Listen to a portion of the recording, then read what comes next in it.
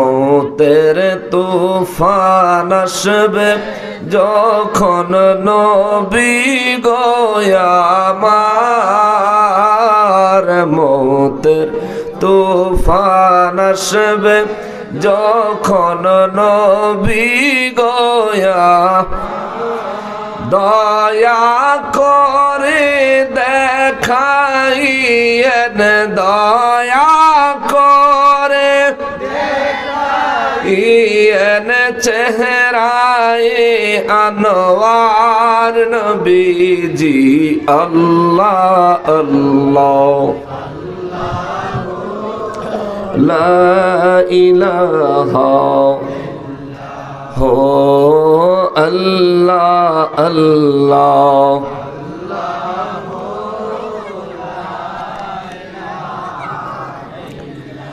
যারা গেল ওই মদিনায় হইল ভাগ্যবান,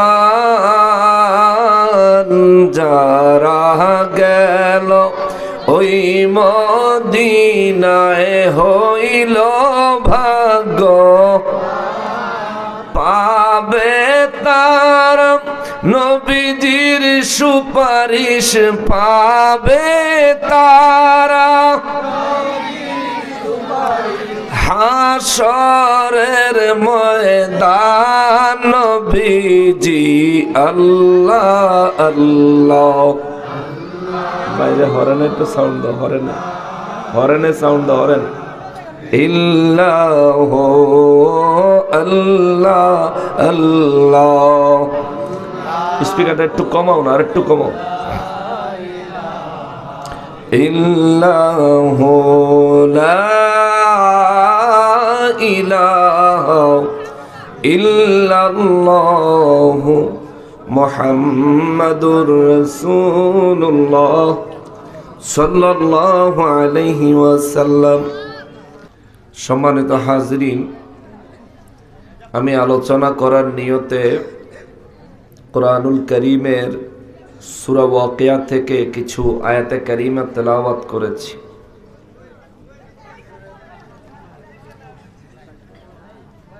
আমার উদ্দেশ্য হলো আজ আমরা একটু হাসরের ময়দানে যাব, মানসিকভাবে। এই দুনিয়া মহান রব্বুল আলামিন সৃষ্টি করেছেন বহু আগে, কিন্তু সৃষ্টির শুরু থেকে কিয়ামত পর্যন্ত যত মানুষ, যত মখলুকাত, আল্লাহ তাআলা আল্লাহর তামাম সৃষ্টি জগতের মধ্যে, শুধু পৃথিবী না, সমস্ত সৃষ্টি জগতের মধ্যে যত মখলুকাত আল্লাহ তাআলা বানাইছেন এবং পাঠাইছেন, হাসরের ময়দান হলো এমন একটা জায়গা, এমন একটা দিন, ওই জায়গায় এই সমস্ত মখলুকাত একসাথে উপস্থিত হবে। জোরে পড়েন না সুবহানাল্লাহ। সেখানে পশুদের বিচার হবে, মানুষের বিচার হবে, জিন জাতির বিচার হবে। মানুষ আর জিন জাতি ছাড়া অন্যদের বিচার হবে একরকম, আর মানুষ আর জিন জাতির বিচার হবে তিন রকম। জোরে কন্যা সুবহানাল্লাহ। এই কথাটা আরো একবার বুঝবেন, এটা একটু মনের মধ্যে গাঁথেন, এটা আমাদের পুরো বয়ানে লাগবে কথাটা। আরেকবার বলছি, হাসরের ময়দানে 18,000 মখলুকাতের মধ্যে মহান রব্বুল আলামিনের মানব জাতি এবং জিন জাতি, এই দুই দল ছাড়া বাকি সবাইকে আল্লাহ তাআলা বিচার করবেন একরকম। মানব জাতি আর জিন জাতিরে আল্লাহ বিচার করবেন তিন রকম। জোরে পড়েন না সুবহানাল্লাহ। একরকম আর তিন রকমের মধ্যে আজকের বয়ান। মাইকটা কথার পরে শীষ দেয়, বাবা তুমি শোনো নি? মাইক মাইক স্পিকার না।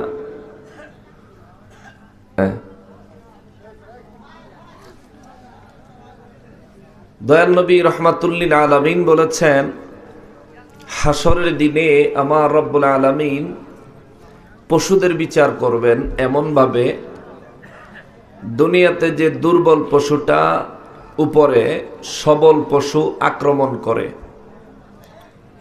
এরকম হয় না? যে পশু একটু বেশি শক্তিশালী, যেমন গরু দিয়া যদি বুঝায়, বেশি শক্তিশালী গরু হইলে অনেক সময় আরেক গরুরে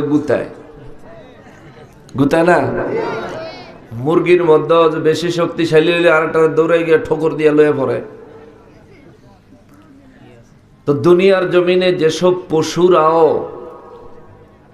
গায়ের জোরের কারণে অন্য পশুর উপরে, পশু তো আর জুলুম বুঝে না, ওদের তো ওই জ্ঞান নাই, আল্লাহ ওই জ্ঞান দেয় নাই। তো দেখা গেছে এই সবল পশু যদি দুর্বল পশুর উপরে একটু বেশি জোর খাটায়, হাসরের ময়দানে আল্লাহ দুর্বল পশুকে সবল পশুর মতো শক্তি দিবেন, দুর্বল পশুটা সেদিন সবল পশুর মতো শক্তিশালী হয়ে, দুনিয়ার সবল পশুটা সেদিন দুর্বল পশু হবে।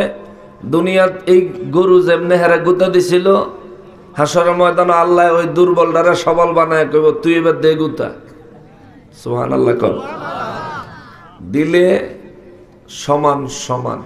তারপর আল্লাহ বলবেন কুন, হও, ফায়াকুন, সাথে সাথে হয়ে যাবে। ওই পশুগুলো জমিনের সাথে মিশে যাবে। জোরে কন্যা সুবহানাল্লাহ। এই হলো পশুদের বিচার। মানুষ আর জিন জাতির বিচার কয় রকম? জোরে বলেন, কয় রকম? এই হাসরের ময়দানে বিচার শেষ করে একবারে জান্নাতে নিব। আর তিন রকম, তিন গ্রুপের কার কোন দিকে পথ, কার কোন দিকে মত, কার কোন দিকে রাস্তা, কার কোথায় ঠিকানা, এটা যাই না। আজকে আমি আমার আলোচনা শেষ করব ইনশাআল্লাহ। আপনারা যদি ওই পর্যন্ত ধৈর্য ধারণ করেন, একটা কথাও নিজের থেকে বলবো না, কোরআন শরীফ থেকে বলবো। হাদিস বললে অনেকে আমাদের সাথে দ্বিমত পোষণ করে, অনেকে হাদিস বললে হেগো পক্ষে গেলেই কয় আল হাদিস, আর হেগো পক্ষে না গেলেই কয় জাল হাদিস বলে, আছে না? এই জন্য কোরআন শরীফ কমু, জাল বলার কোনো সুযোগ নাই।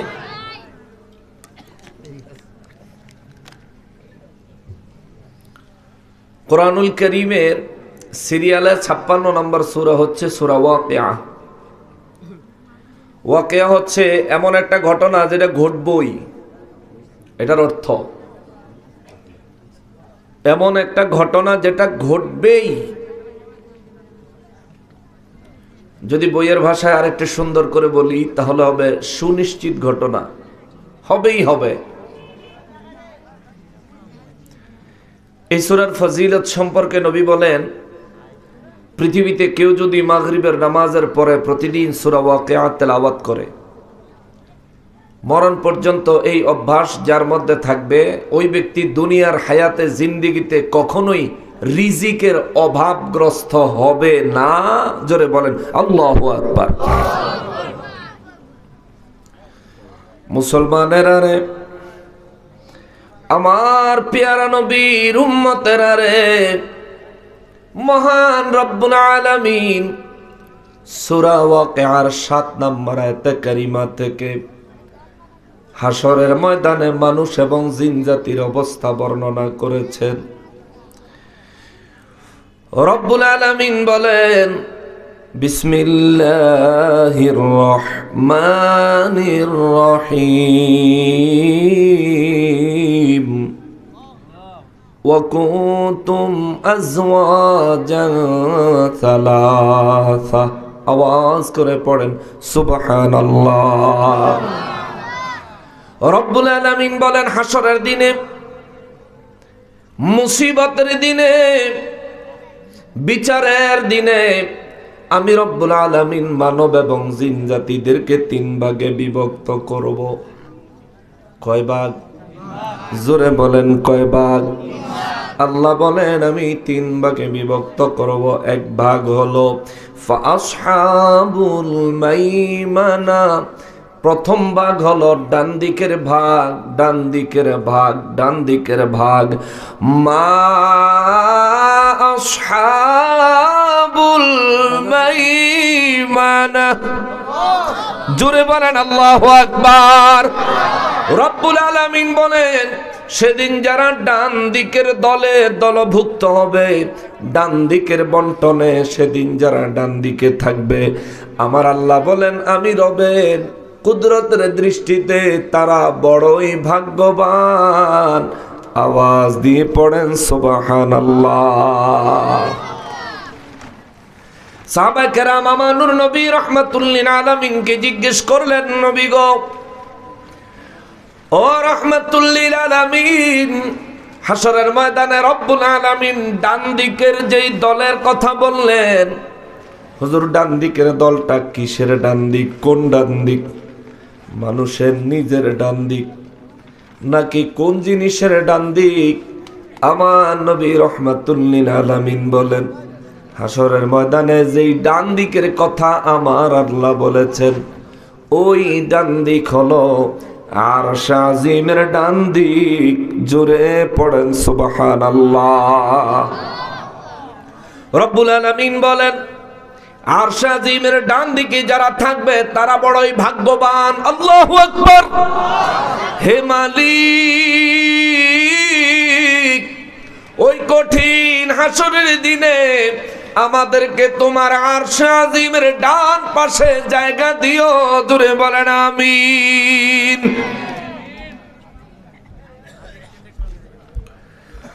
হাসরের ময়দানে মানুষের জিন জাতির আল্লাহ কয় ভাগ করবেন? কথা বলতে হবে, সবাই বলতে হবে। আজকে কথা কন না আর কি, সেদিন আপনিও সেখানে দাঁড়ানো থাকবেন।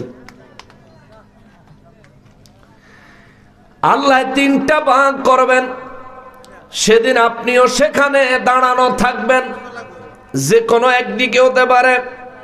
রব্বুল আলামিন বলেন ফাআসহাবুল মাইমানা, একটা ভাগ হবে ডান দিকের ভাগ।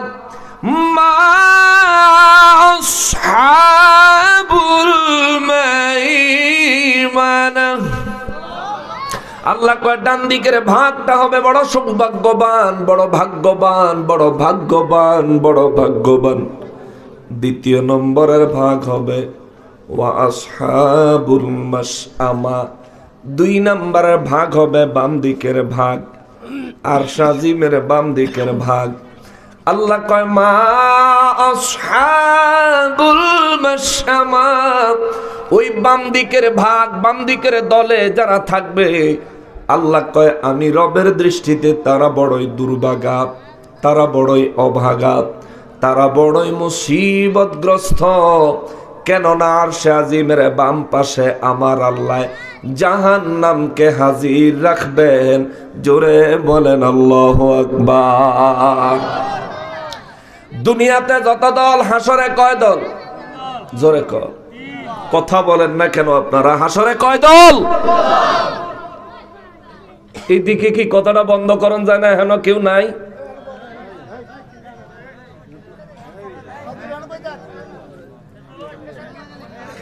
আজব ব্যাপার।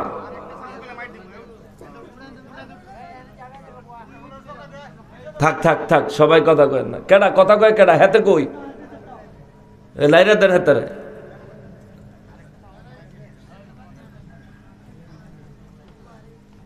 হেতার লগে কথা কইতো কেডা রে?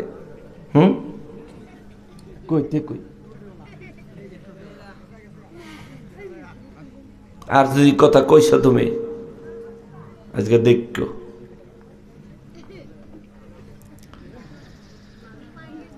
যে কথাটা বলতেছিলাম রে বাবা, মহান রব্বুল আলামিন বলেন দুনিয়াতে মানুষ আর জিন জাতি যত দলেই দলভুক্ত হোক না কেন, হাসরের ময়দানে আমি আল্লাহ তিন ভাগে ভাগ করব। এক হলো আরশ আজিমের ডান দিকে কিছু মানুষের জায়গা দিব। দ্বিতীয় দলের আমি আল্লাহ আরশ আজিমের বাম দিকে রাখবো। আরশ আজিমের ডান দিকে যারা থাকবে, আল্লাহ নিজে কয় তারা বড় ভাগ্যবান। সুবহানাল্লাহ, জোরে কন্যা সুবহানাল্লাহ। এই জন্য ফরিয়াদ করি মালিক, ওই মুসিবতের দিনে হাসরের ময়দানে আমাদেরকে আরশে আজিমের ডান পাশে জায়গা দিয়েন। জোরে কোন আমিন, আরো জোরে কোন আমিন। আল্লাহ কয় আরশে আজিমের বাম পাশে যারা থাকবে তারা বড় দুর্ভাগা। 3 নম্বরে আল্লাহ বলেন ওয়াসাবিকুন আস-সাবিকুন।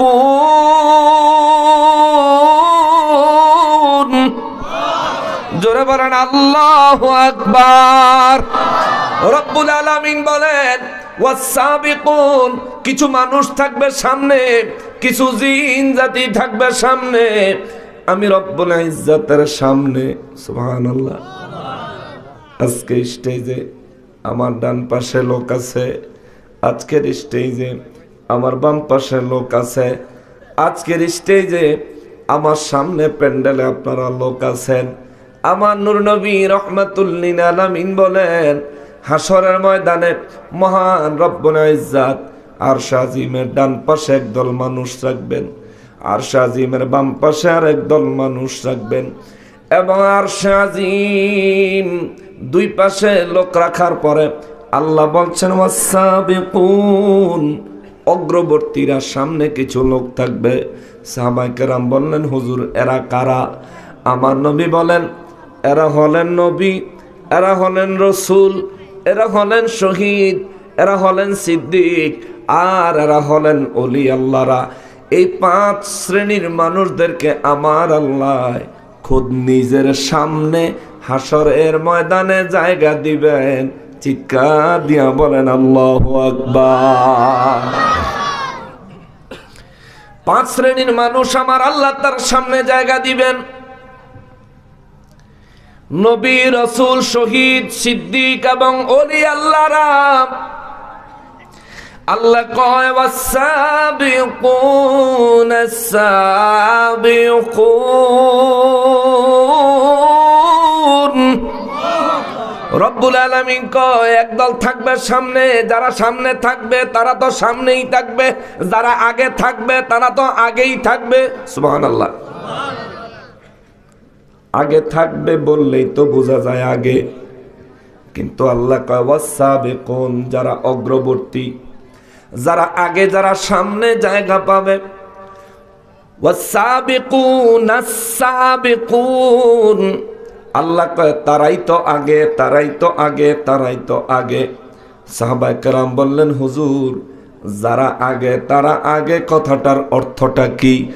আমার নবী বলেন কথার অর্থ হলো সেদিন যারা রবের সামনে থাকবে এরাই সবার আগে আগে জান্নাতে যাবে। জোরে বলেন সুবহানাল্লাহ।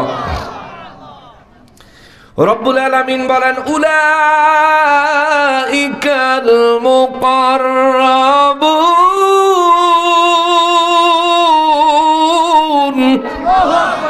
আল্লাহ বলেন এরা হলো ওই সমস্ত মানুষ, এরা হলো ওই সমস্ত জিন, এরা হলো ওই সমস্ত বান্দা বান্দি যারা আমি আল্লাহর নৈকট্য লাভ করেছে। জোরে কন্যা সুবহানাল্লাহ।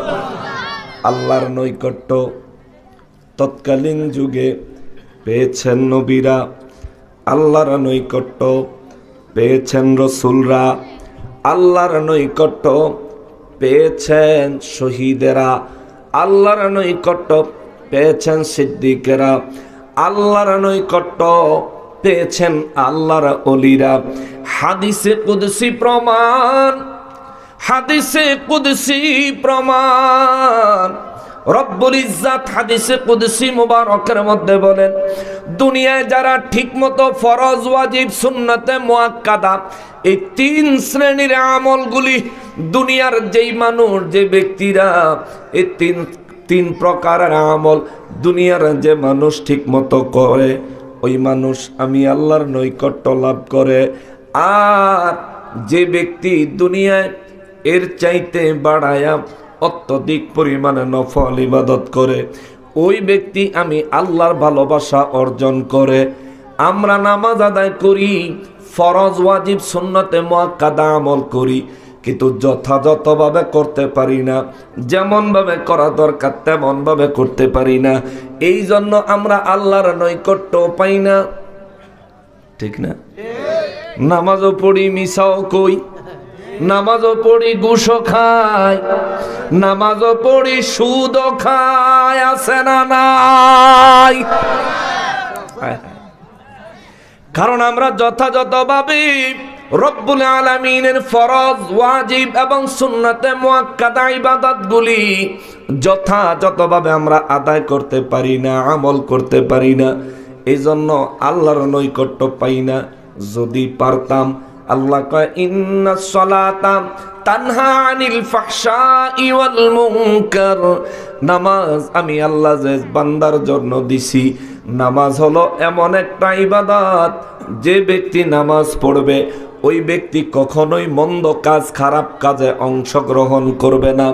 যে ব্যক্তি নামাজ পড়বে ওই ব্যক্তির দ্বারা কখনোই খারাপ কাজ হবে না।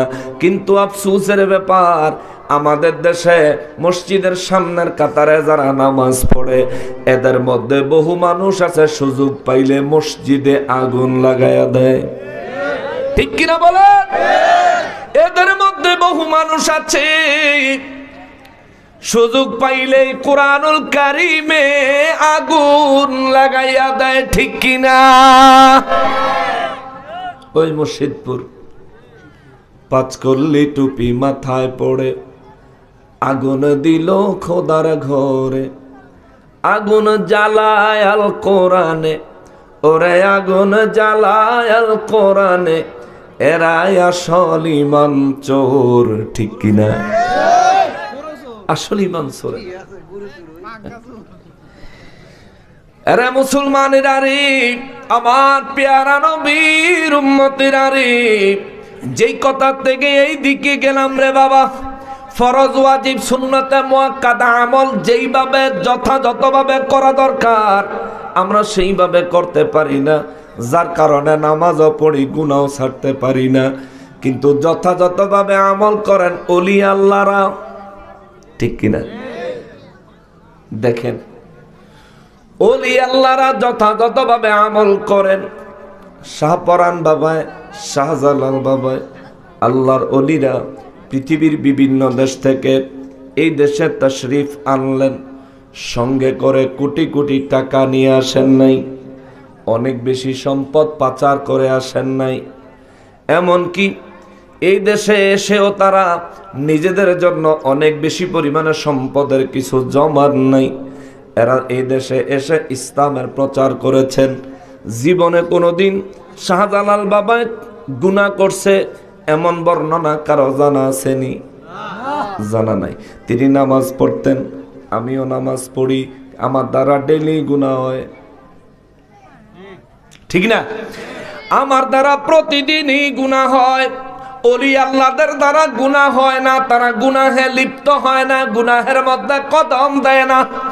এই জন্য আমার আল্লাহ কয়, সেদিন আমি রবের সামনে আরশে আজিমের ডান পাশে একদল, বাম পাশে আর একদল, আমি রবের খুদ সামনে একদল, আমার সামনে যেই দল থাকবে আল্লাহ কয় ওই দলের ব্যাপারে আল্লাহ কয় এরাই হবে অগ্রবর্তী, এরাই হবে জান্নাতি। উলাইকাল মুকাররাবুন, আল্লাহ কয় এরা হলো আমি আল্লাহর নৈকট্য প্রাপ্ত বান্দা বান্দি। জোরে কোন সুবহানাল্লাহ। রব্বুল আলামিন বলেন, আমার সামনে যারা থাকবেন এদেরকে আগে ফি জান্নাতিন নাঈম, রব্বুল আলামিন কয় আমি আল্লাহ এদেরকে জান্নাতে পাঠিয়ে দিব। আল্লাহু আকবার। এদেরকে জান্নাতে পাঠাবো। জান্নাত আরবি শব্দ, জান্নাতের বাংলা অর্থ হইল বাগান। বাগানে পাঠাবো, এমন একটা বাগান যেই বাগানটা আল্লাহ কয় নাঈম, নিয়ামতে পরিপূর্ণ। সুবহানাল্লাহ, জোরে কন্যা সুবহানাল্লাহ। এমন একটা জান্নাতে পাঠাবো যেই জান্নাতটা নিয়ামতে পরিপূর্ণ পরিপূর্ণ পরিপূর্ণ। মহান রব্বুল আলামিন বলেন, ওই জান্নাতে আমি আল্লাহ তাদেরকে পাঠাবো। সুল্লাতুম মিনাল আউয়ালিন, পূর্ববর্তীদের মধ্য থেকে বেশি যাবে। সুবহানাল্লাহ। মানে পূর্ববর্তীদের মধ্য থেকে সুল্লাতুম মিনাল আউয়ালিন, পূর্ববর্তীদের মধ্য থেকে অধিকাংশ আমি জান্নাতে পাঠাবো। ওয়া কলিলুম মিনাল আখিরিন, এবং শেষের এবং পরবর্তীদের মধ্য থেকে শেষের দিকের ব্যক্তিদের মধ্য থেকে আমি আল্লাহ অল্প সংখ্যক জান্নাতে পাঠাবো। আগের মানুষ বেশি জান্নাতে যাইব, পরের মানুষ কম জান্নাতে যাইব। সাহাবা কেরাম শুইনা কলিজার মধ্যে সিপ দিছে, আয় আয়, আমরা তো দুনিয়ায় উম্মতের মধ্যে শেষ নবীর উম্মত, আখিরি নবীর উম্মত, পরে আইসি দুনিয়াত আমরা নি পরিমাণে কম যাই। এই চিন্তায় সাহাবা কেরাম দুই চোখের পানি জর্জর করে ছেড়ে দিয়েছেন। আমার নবী রহমাতুল লিল আলামিন বলেন, সাহাবীরা রে, এ সাহাবীরা, দুই চোখের পানি ছেড়ে কাঁদো কেন? রব্বুল ইজ্জত তো তোমাদেরকে জান্নাতের সুসংবাদ দিবেন। সাহাবীরা বলেন, হুজুর, আল্লাহ যেন বললেন সুল্লাতুম মিনাল আউয়ালিন, সেদিন পূর্ববর্তীদের মধ্য থেকে বেশি পরিমাণে জান্নাতে যাবে, অর্থাৎ আগের মানুষ বেশি জান্নাতে যাইব। ওয়া কলিলুম মিনাল আখিরিন, শেষের মানুষ কম জান্নাতে যাইব। ইয়া রাসূলুল্লাহ, আমরা তো শেষের মানুষ, শেষের উম্মত, তাইলে আমাদের পরিমাণ কি কম হবে নাকি? আমরা কি কম পরিমাণে জান্নাতে যাইব নাকি? যদি কম হয় হুজুর, আমরা তো নিজেদের আমল লইয়া নিজেরা বড় চিন্তায় পড়ে গেলাম, কেমনে জান্নাতে যাব, কিভাবে জান্নাতে যাব? আমার নবী মুস্কি হাসি দিয়া কয়, সাহাবীরা রে, কান্নার কিছু নাই। দুনিয়াতে আসার দিক থেকে আমি এবং আমার উম্মত হলাম শেষে, কিন্তু সৃষ্টির দিক থেকে আমি এবং আমার উম্মত হইলাম আগে। সুবহানাল্লাহ, আল্লাহু আকবার। রব্বুল আলামিন আমাদেরকে দুনিয়ায় আসার কথা বিচার করে বলেন নাই সুল্লাতুম মিনাল আউয়ালিন, বরং আল্লাহ আমাদের সৃষ্টির কথা বিচার বিবেচনা করে বলেছেন সুল্লাতুম মিনাল আউয়ালিন, পূর্বে যাদেরকে আমি আল্লাহ বানাইছি, আগে যাদেরকে আমি আল্লাহ বানাইছি, তাদের মধ্য থেকে বেশি পরিমাণে জান্নাতে যাবে। নবী বলেন, তার প্রমাণ হলো হাসরের ময়দানে সমস্ত নবীদের উম্মত, কাফের বেঈমান সহ মানব এবং জিন জাতির কাতার হবে 120 কাতার, আর তার মধ্যে আমি নবীর উম্মতের কাতার হবে 80 কাতার। এই 80 কাতারের ভিতরে একজন রেও জাহান্নামে রাইখা আমি নবী জান্নাতে যাব না। সুবহানাল্লাহ। একজনেরও জান্নাতে না নিয়া একজন অবশিষ্ট থাকতে, হাসরের ময়দানে অবশিষ্ট থাকতে, একজন ব্যক্তি জাহান্নামে থাকতে, নবী বলেন আমি হাসর থেকে জান্নাতে কদম দিব না। জোরে বলেন আল্লাহু আকবার। ওই নবী রহমাতুল লিল আলামিন বলেন, এই জন্য আল্লাহ বলছেন সুল্লাতুম মিনাল আউয়ালিন, এই জন্য আমার রব্বুল আলামিন বলেছেন পূর্ববর্তীদের মধ্য থেকে বেশি পরিমাণে যাবে জান্নাতে। আল্লাহ আমাদেরকে জান্নাতি হিসেবে কবুল করেন। জোরে কোন, আরো জোরে কোন, আরো জোরে বলেন। মজার কথায় আসতেছি, এই আয়াতগুলো এক একটা আয়াতের বিস্তারিত আলোচনা করলে অনেক লম্বা হবে। আমি সংক্ষেপে বেরোয় যাচ্ছি, কারণ এটার আলোচনা গত একদিন আগে আমি 19 নম্বর আয়াত পর্যন্ত আলোচনা করছি। এখন পিছন থেকে ধরতে হয়েছে, কারণ আমি 20 নম্বর থেকে ধরলে পিছনের কথা না বললে বুঝতেন না, বুঝতে পারছেন তো? এই জন্য আমি শুধু টাচ দিয়ে যাইতেছি। আপনারা কি বিরক্ত হইতেছেন? কোরআন শরীফ শোনেন বাবা, বিরক্ত হইেন না, একটু সময় দেন। ইনশাআল্লাহুল আজিজ, আজ কারা জান্নাতি কারা জাহান্নামী, কাদের অবস্থা কি হবে, পুরোপুরি ফাইনাল ডিসিশন আল্লাহর কোরআন থেকে নিয়েই বাড়িতে যাব। আল্লাহ তৌফিক দেন। জোরে বলেন আমিন। তাহলে প্রথমে আমরা নিশ্চিত হইলাম যে নবীর উম্মতের খাতায় নাম লেখায় মৃত্যুবরণ করতে পারবে, ওই ব্যক্তির জন্য রাহমাতুল লিল আলামিন সুপারিশ করে হলেও তারে জান্নাতে নিয়ে যাবে। জোরে কন্যা সুবহানাল্লাহ। মুসলমানেরা রে, আমার পেয়ারা নবীর উম্মতেরা রে, এবার রব্বুল আলামিন বলেন, আমি আমার সামনের লোকগুলাকে জান্নাতে পাঠায় দিব। সামনের লোকগুলা জান্নাতে যাবে, আর শাজিমের ডান পাশের লোকগুলাও জান্নাতে যাবে। সুবহানাল্লাহ। এবার আর শাজিমের ডান পাশে কারা, বাম পাশে কারা? এক হাদিসে মুবারকে আসলো, আর শাজিমের ডান পাশে হলেন তারা আদম নবীর দেহ মুবারকের ডান পাশ থেকে আল্লাহ যাদেরকে বের করেছেন জমিনে, এরা থাকবে ডান পাশে।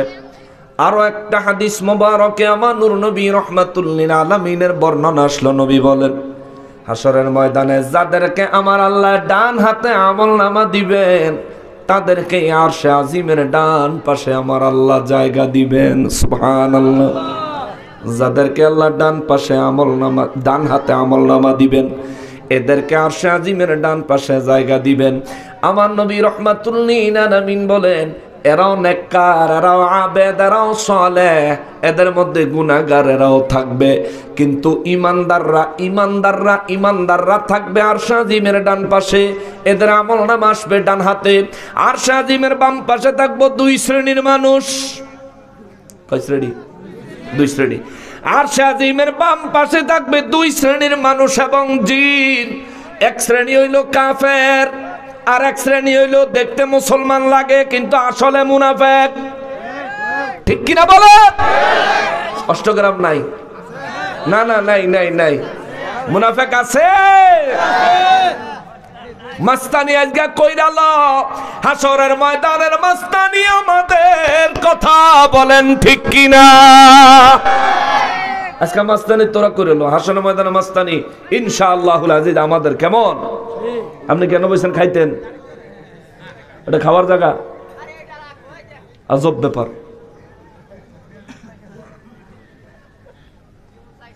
তারা ইয়ে দাও, দুটা পরোটা দাও, ডিম ভেজে দাও, লগে ডাইল বাজে দিও, ডাইল বাড়ায় দিও।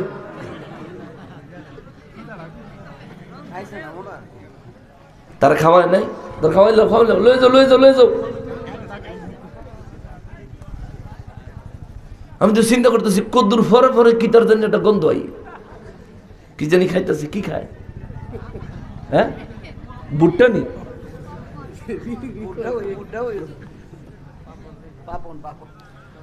পপকর্ন খাইতে আছে হেবেড়া। আহারে খাওয়ানোর জায়গা রে। এবেড়া যে মাহফিলে যায়, হে মাহফিলে আমার দমক খায়। বুঝে না বেড়া? না, আলেম মানুষ যদি, এই সাধারণ মানুষ এরা বই রয়েছে, এই যে সাধারণ লোকজন মুরব্বী বই রয়েছে, হেরার দ্বারা তো এগুলি হয় না, হেমিয়ার দ্বারা এটা হইতেছে কি লিখে এটা বুঝতেছি না। আচ্ছা যাক, আল্লাহ হেদায়েত নসিব করুক, বুঝার তৌফিক দেখ, জোরে কনা আমিন। তারে আসলে মাহফিল কমিটি কোনো ভাত খাওয়ায় নেই, নিয়ে ভাত খাওয়াও। হুজুর ওয়াজ করছে না, ক্ষুধা তো লাগছে, রায় তো অনেক হয়েছে, 11টা বেজে গেছে প্রায়। সবাই মহব্বতে বলেন আল্লাহুম্মা সাল্লি আলা সাইয়্যিদিনা মাওলানা মুহাম্মদ ওয়া আলা আলি সাইয়্যিদিনা। আমরা সবাই গুনাহগার গো নবীজি আপনায় দেখি নাই, সেই কারণে রোজ হাসরে আমাদেরকে ভুলেন না। আল্লাহুম্মা সাল্লি আলা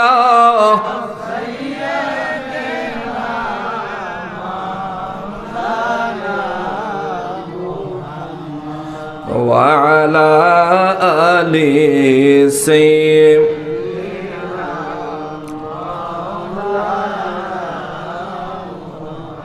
মুআজ্জাজ মুহতারাম, যে কথাটা বলছিলাম, হাসরের ময়দানে আরশে আজিমের বাম পাশে যারা থাকবে তাদের মধ্যে দুইটা দল, এক হলো কাফের আর এক হলো মুনাফিক। নবী রাহমাতুল লিল আলামিন দু চক্ষু মোবারকের পানি মোবারক ছেড়ে ছেড়ে বলেছেন, উম্মত রে, আখলিস দীনাকা ইয়াকফিকাল আমালুল কলিল। ইমানটারে খালেস রাখিও, ইমানটারে মজবুত রাখিও, ইমানটাকে খাঁটি করিও। কেননা ইমানে বেজাল নিয়ে কবরে আইসো না। তোমার ইমান যদি মজবুত হয়, আমল যদি পরিমাণে কম হয়, আমার নবী রহমাতুল্লিল আলামিন বলেন, আমি নবী তোমার জন্য গ্যারান্টি দিয়ে যাই, ইয়াকফিকাল আমালুল কলিল। আমল কম হলেও ইমান মজবুত থাকলে আমি নবী গ্যারান্টি দিলাম তোমার নাজাতের জন্য অল্প আমলই যথেষ্ট হবে। চিৎকার দিয়া বলেন সুবহানাল্লাহ। আমল কম হলেও নবী বলেন ইমানকে মজবুত রাখো। ইমান, আমাদের দেশে তো ইমানের বাজারে গন্ডগোল চলতেছে, ঠিক কিনা বলেন?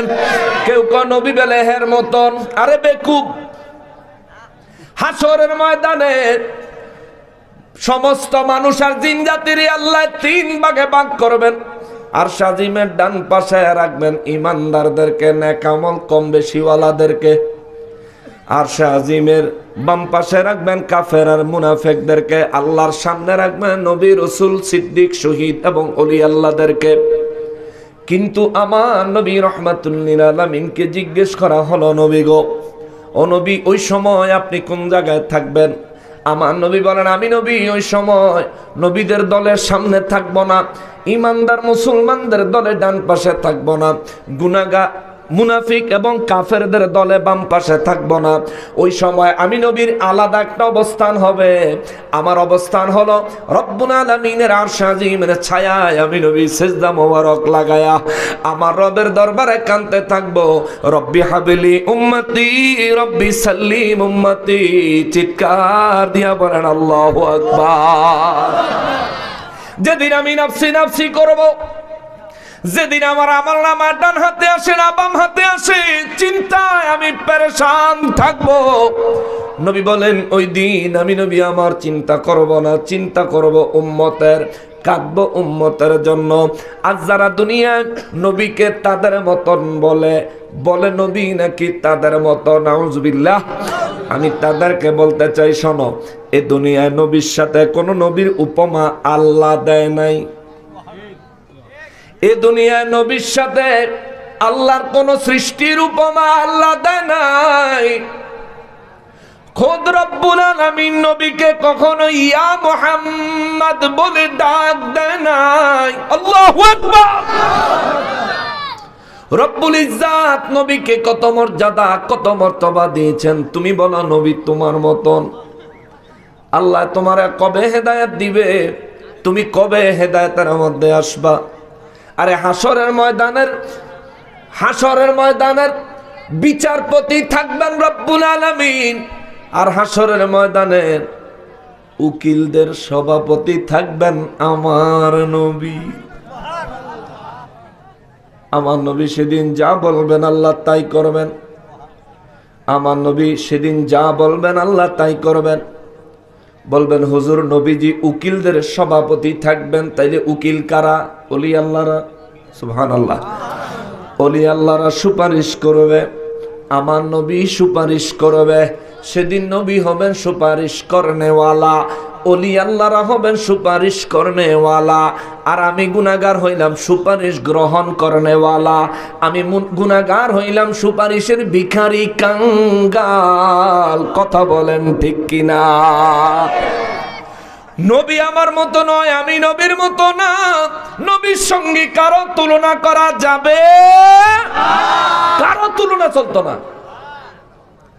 সাহাবায়ে কেরাম একদিন, কথাটা মনে পড়ে গেছে যখন একটু বলবো।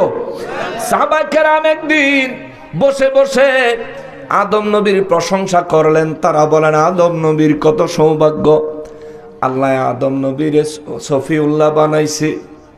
ইব্রাহিম নবীর কত সৌভাগ্য, ইব্রাহিম নবীর আল্লাহ খলিলুল্লাহ বানাইছে। ঈসা নবীর কত সৌভাগ্য, আল্লাহ তারে রূহুল্লাহ বানাইছে।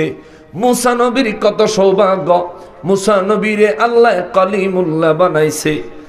এমন সময় আব্দুল্লাহ ইবনে আব্বাস রাদিয়াল্লাহু তাআলা আনহু বলেন, ইন দা মেইন টাইম, এমন সময় আমার নবী রাহমাতুল লিল আলামিন কোথা থেকে যেন হঠাৎ করে আমাদের মাঝে তাশরীফ আনলেন। সুবহানাল্লাহ। নবী এসে আগের থেকে আমাদের কোনো কথা নবী শোনেন নাই, কিন্তু হঠাৎ করে এইমাত্র নবী আগমন করলেন। আগমন করার পরে নবী আমাদেরকে ডাইকা বলে, সাহাবীরা রে, আদম নবী শফিউল্লাহ তোমরা ঠিক বলেছ, ইব্রাহিম নবী খলিলুল্লাহ তাও ঠিক বলেছ, মুসা নবী কালিমুল্লাহ তাও অত্যন্ত সুন্দর বলেছ, ঈসা নবীর আল্লাহ রুহুল্লাহ বানাইছেন তাও সঠিক বলেছ, কিন্তু আলা সাবধান, আলা সাবধান, আলা সাবধান, ওয়া আনা হাবিবুল্লাহ, আমি নবী শফিউল্লাহ না, আমি নবী খলিলুল্লাহ না, আমি নবী কালিমুল্লাহ না, আমি নবী রুহুল্লাহ না, আমি নবী হইলাম হাবিবুল্লাহ। আওয়াজ করে বলেন আল্লাহু আকবার। নবী এই কথা বলার পরে নবী বলেন, শোনো, আদম নবী শফিউল্লাহ, কিন্তু হাসরের ময়দানে আদম নবী থাকবে আমি নবীর কদম মোবারকের নিচে। জোরে কর, সহিহ সনদের হাদিস। নবী বলছেন এরা সব থাকবে আমি নবীর কদম মোবারকের নিচে। আদম নবী আল্লাহর কাহারে সুরত থেকে বাঁচার জন্য আমি নবীর কদম মোবারকের নিচে আশ্রয় নিবে। মুসা নবী, ঈসা নবী, ইব্রাহিম নবী আল্লাহর কাহারে সুরত থেকে বাঁচার জন্য, রব্বুল ইজ্জাতের রাগান্বিত অবস্থা থেকে বাঁচার জন্য সেদিন আমি নবীর কদম মোবারকের নিচে সমস্ত নবী রাসূলরা পানাহ নিবে। আরে বেয়াকল রে বেয়াকল, তুমি কেমনে নবীরে তোমার মতো বলো? নবীকে সেদিন হাসরের ময়দানে বিচারের জন্য আল্লাহ যখন হাসর বানাবেন, হাসরের ময়দানে সর্বপ্রথম রবের উদ্দেশ্যে কথা বলবো আমি। সেদিন হাসরের ময়দানে সর্বপ্রথম আমার কথাই আল্লাহ গ্রহণ করবেন। সেদিন সর্বপ্রথম সুপারিশ করব আমি নবী। আর আমার প্রথম সুপারিশ থেকে শেষ পর্যন্ত যতজনের জন্য যতবার আমি নবী সুপারিশ করব, আমার আল্লাহ ওয়াদা দিছেন সেদিন আমার প্রত্যেকটা সুপারিশ আমার আল্লাহ কবুল করবেন। চিৎকার দিয়া পড়েন সুবহানাল্লাহ। আরে আমি যদি ঈমান নিয়ে মারা যাই, আমি যদি ঈমান নিয়ে হাসরের ময়দানে উঠার সুযোগ পাই, সেই দিন আমি সুপারিশ করার ক্ষমতা দয়া করে আল্লাহ যদি দেয় সেটা ভিন্ন কথা, কিন্তু সর্বপ্রথম আমি হইলাম আমার নবীর সুপারিশের কাঙ্গাল। কথা বলেন ঠিক কিনা? সাহাবায়ে কেরাম শুধু আদম নবী, মুসা নবী, ঈসা নবী, ইব্রাহিম নবীর মর্যাদার কথা বলেছেন, তারা কেউ বলেন নাই এদের ওই নবীদের মর্যাদা আমার নবীর চাইতে বেশি। এই কথা কোন সাহাবী বলেন নাই, কিংবা আমার নবীর সমান এই কথাটাও কোন সাহাবী বলেন নাই।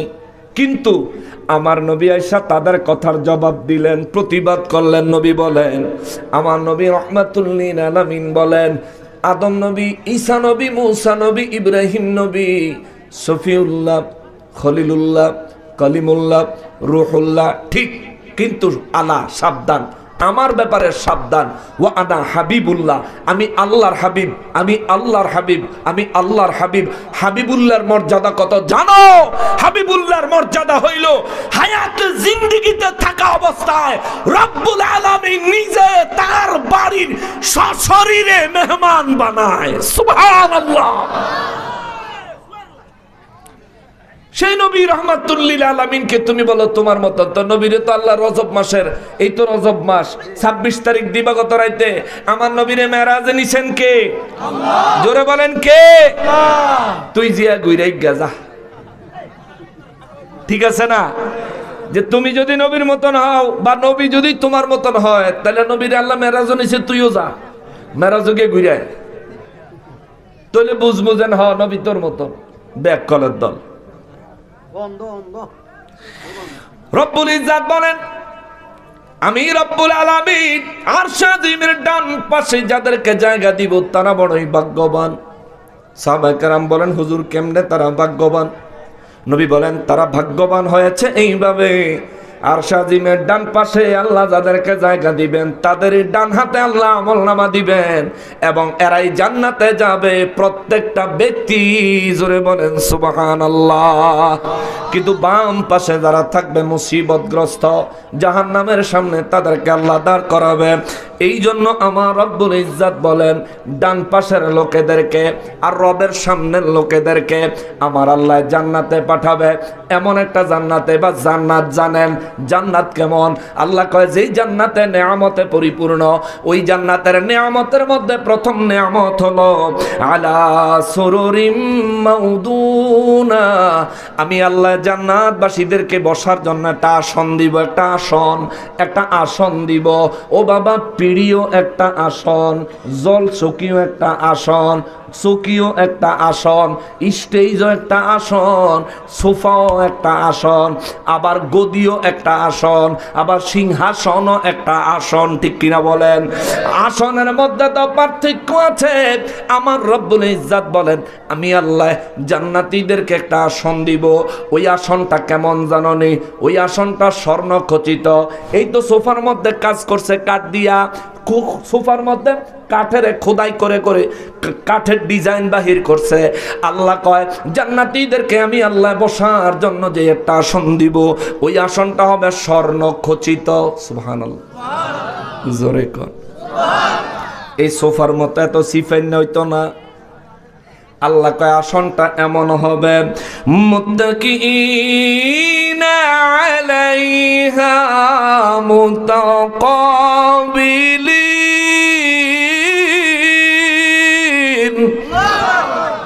রব্বুল আলামিন বলেন, ওই আসনে জান্নাতীরা হেলান দিয়ে বসবে।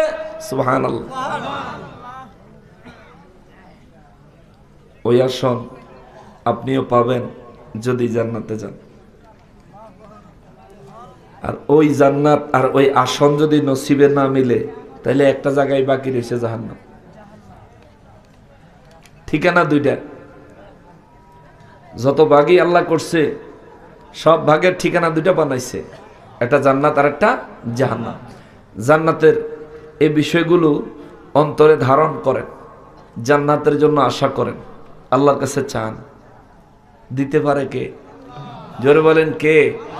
আল্লাহ দিতে পারেন। আল্লাহর কাছে চান, আল্লাহ তোমার হাবিবের খাতিরে আমাকে দাও।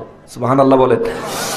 হ্যাঁ মুসলমানেরা রে, রব্বুল ইজ্জত বলেন মুত্তাকিইনা আলাইহা, জান্নাতীরা ওই আসনের উপর হেলান দিয়ে বসবে। এখন দেখবেন কিছু সোফা বেরিয়েছে, সোফার মধ্যে চাইলে শুয়াও থাকুন যায়, বেরিয়েছে না সুন্দর ডিজাইন করে। হ্যাঁ, আল্লাহ পাকের ওই আসন বাস্তবিক অর্থে কেমন হবে এমন তো কোনো ফটো নাই, এমন তো কোনো বাস্তব উদাহরণ নাই। তবে আল্লাহ একটা উদাহরণ দিচ্ছেন। আল্লাহ বলছেন সেটা হবে স্বর্ণ খচিত, স্বর্ণ দিয়া কারুকার্য করা। জোরে কন্যা সুবহানাল্লাহ। কিন্তু ওইটার মধ্যে তারা হেলান দিয়ে বসবো। এখন আপনি এখানেও হেলান দিয়ে বসলেন, আবার আরো আরামের চেয়ার আছে, আরো হেলান দিয়ে বসলেন। কিছু চেয়ার আছে যে হেলান দিয়ে বসে পা উঠে দিয়ে লম্বা হইয়া থাকুন যায়, আছে না নাই? রব্বুল ইজ্জত বলেন মুত্তাকিইনা আলাইহা, সেদিন আমি রব্বুল আলামিনের দেওয়া আসনের মধ্যে তারা হেলান দিয়ে বসবে। শুধু হেলান দিয়ে বসবে তা না, আল্লাহ বলেন মুতাকাবিলিন, আমি আল্লাহ তাদেরকে যে আসন দিব, একটা চেয়ারের পিছনে আর একটা চেয়ার দিব এমন না। আমি আল্লাহ একটা আসনের মুখোমুখি আর একটা আসন বসাবো। দুইজন জান্নাতি একজন আর একজনের মুখোমুখি থাকবে, কেউ কারে পিছন দিবে না, কেউ কারো পিছনে পড়বে না। রব্বুল ইজ্জত বলেন এই অবস্থায় তারা যখন বসবে, আপনারা যখন জান্নাতে যাবেন, এইবার নিজের কথা কল্পনা করেন। রব্বুল আলামিন বলেন জান্নাতীরা যখন জান্নাতে যাবে, যখন আসনের মধ্যে বসবে, ইয়াতুফু আলাইহিম উইলদানুম মুখাল্লাদুন। আল্লাহু আকবার। আল্লাহ বলেন এই জান্নাতীদের চতুর্দিকে কিছু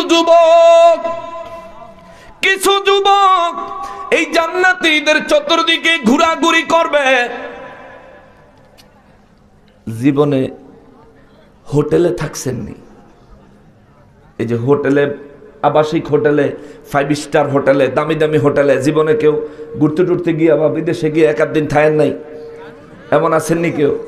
হোটেলে 5 স্টার হোটেলে গেলে দেখবেন কিছুক্ষণ পরে পরে এই হোটেলের স্টাফরা এসে খবর নেয়, স্যার কিছু লাগবে? ঠিক না? স্যার কি লাগবে? আপনি চাওয়ার আগে দেখবেন আপনি জিনিসের খবর লিয়ে পড়ছে, স্যার এটা লাগবে, এটা দিব, একটু চা দিব, হ্যাঁ এই জিনিসটা ঠিক করে দিব, এটা দিব, স্যার জিনিসপত্র ব্যবহার করতে পারতেছেন তো, এই জিনিসটা কোনো অসুবিধা হচ্ছে তো? আর আপনি যদি অসুবিধার কথা মানে কনের আগে আপনি চেহারা দেখেই 5 স্টার হোটেলের যেই স্টাফ আছে আপনার ফেস দেখেই ওরা বুঝে নেবে যে আপনি এই মুহূর্তে কি চান। ওরা দেখবেন আপনার প্রয়োজনটাও সামনে হাজির করার জন্য পাগল পারা হয়ে যাবে। রব্বুল আলামিন বলেন জান্নাতের ভিতরে আমি রব্বুল ইজ্জাতের পক্ষ থেকে কতগুলো যুবক যারা চির যুবক, কোনোদিন বুড়া হইতো না, বয়স একরকম, চেহারা একরকম থাকবে, শরীরের গঠন একই রকম থাকবে। আল্লাহ কয় এই যুবকেরা ইয়াতুফু তাওয়াফ করবে, জান্নাতবাসীদেরকে তাওয়াফ করবে। আপনারা হজে গেছেন না? হজে গেছেন না? হজের মধ্যে যারা গেছেন তারা তো গেছেন, না গেলে দেখবেন বাইতুল্লাহ শরীফ, ভিডিওর মধ্যে দেখা যায় কাবা শরীফ মানুষ তাওয়াফ করে। কাবা শরীফ যখন তাওয়াফ করে ওই জায়গায় কি কেউ বসে থাকে? কথা কর না কা? কাবা শরীফ তাওয়াফের সময় কেউ বসে থাকে, কাবা শরীফ তাওয়াফের সময় কেউ দাঁড়ায় থাকে। রব্বুল আলামিন বললেন ইয়াতুফু, তারা তাওয়াফ করবে, অর্থাৎ তারা কখনোই এক জায়গায় বসে যাবে না, কখনোই ক্লান্ত হবে না, এক জায়গায় দাঁড়ায় যাবে না, তারা শুধু ঘুরতে থাকবে, জান্নাতীদের প্রয়োজন জানার জন্য চেষ্টা করবে। আমার রব্বুল ইজ্জাত বলেন শোনো, আমি রবের পক্ষ থেকে জান্নাতীদের জন্য এই যে যুবকগুলারে পাঠাবো, এই যুবকগুলা খালি হাতে ঘুরতো না, খালি হাতে ঘুরতো না, তাদের হাতে কি থাকবো গো মালিক? আমার আল্লাহ বলেন বিআকওয়াবি ওয়া আবারিক।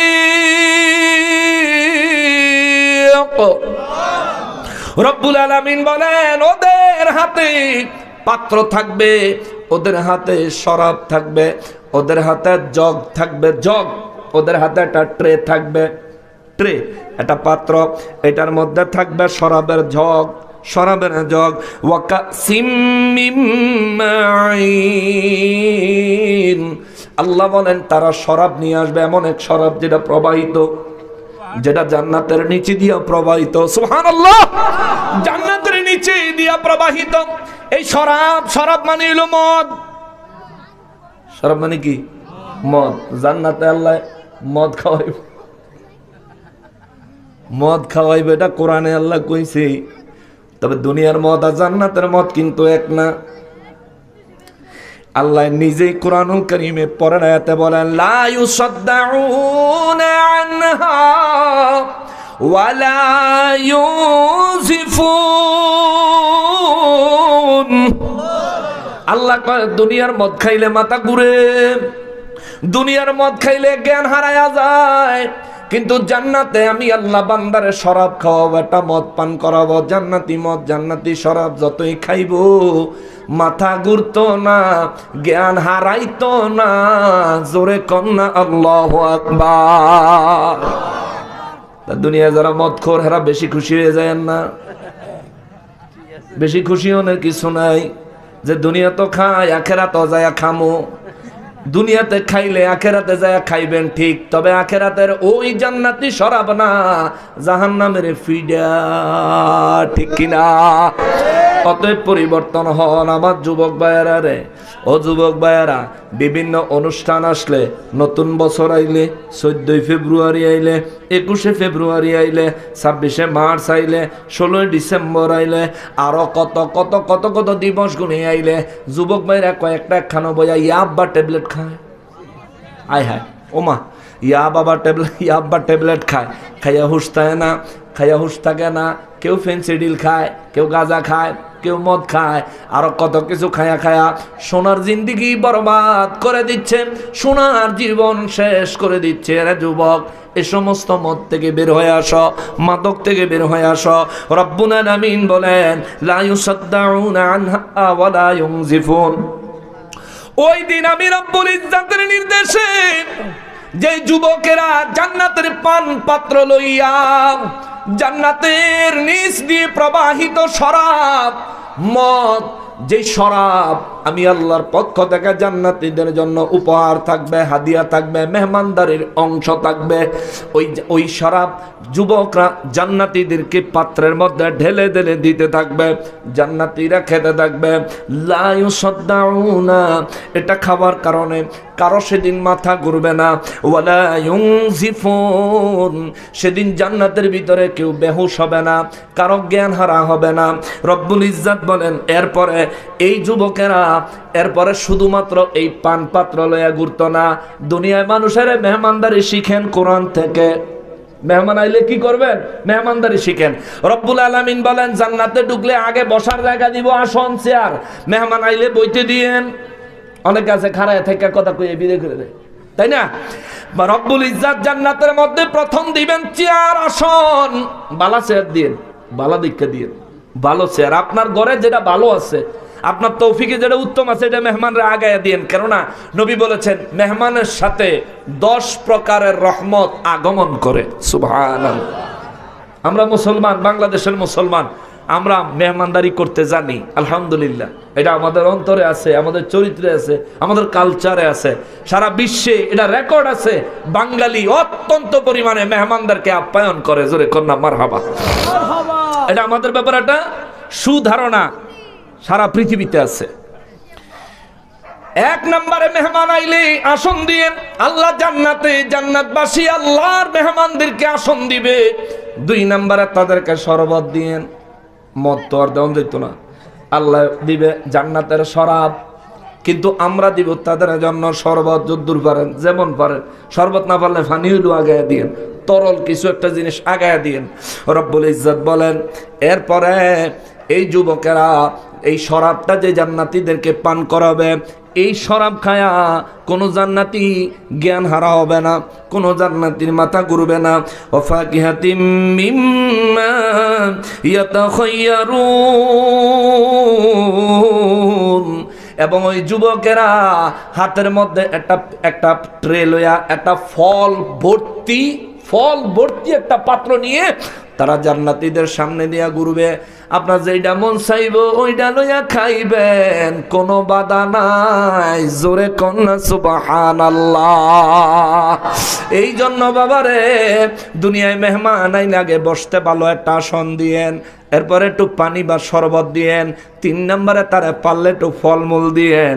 4 নম্বরে আমার রব্বুল ইজ্জত বলেন ওয়ালাহমি তায়রিম মিম্মা ইয়াশতাহুন, ওই জান্নাতের ভিতরে পাখির মাংস আমি আল্লাহ ইমানদার মুসলমান জান্নাতীদেরকে খাওয়াবো। সুবহানাল্লাহ।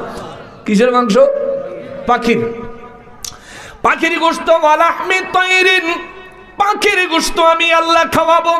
সাহাবায়ে কেরাম বলেন নবী গো কোন পাখি? আমার নবী বলেন মানুষের অন্তরে, জান্নাতীদের অন্তরে যেই পাখির গোশত খাইতে ইচ্ছা করবে, মুখ দিয়া বলা লাগতো না, শুধু মনে মনে ইচ্ছা করবে। ইচ্ছা করতে দেরি হবে, ওই জান্নাতীর সামনে একটা প্লেট চলে আসবে, উড়ন্ত পাখিটা প্লেটে পড়ে যাবে, পড়ার সাথে সাথে উড়ন্ত পাখিটা, জিন্দা পাখিটা ফ্রাই হয়ে যাবে। সুবহানাল্লাহ।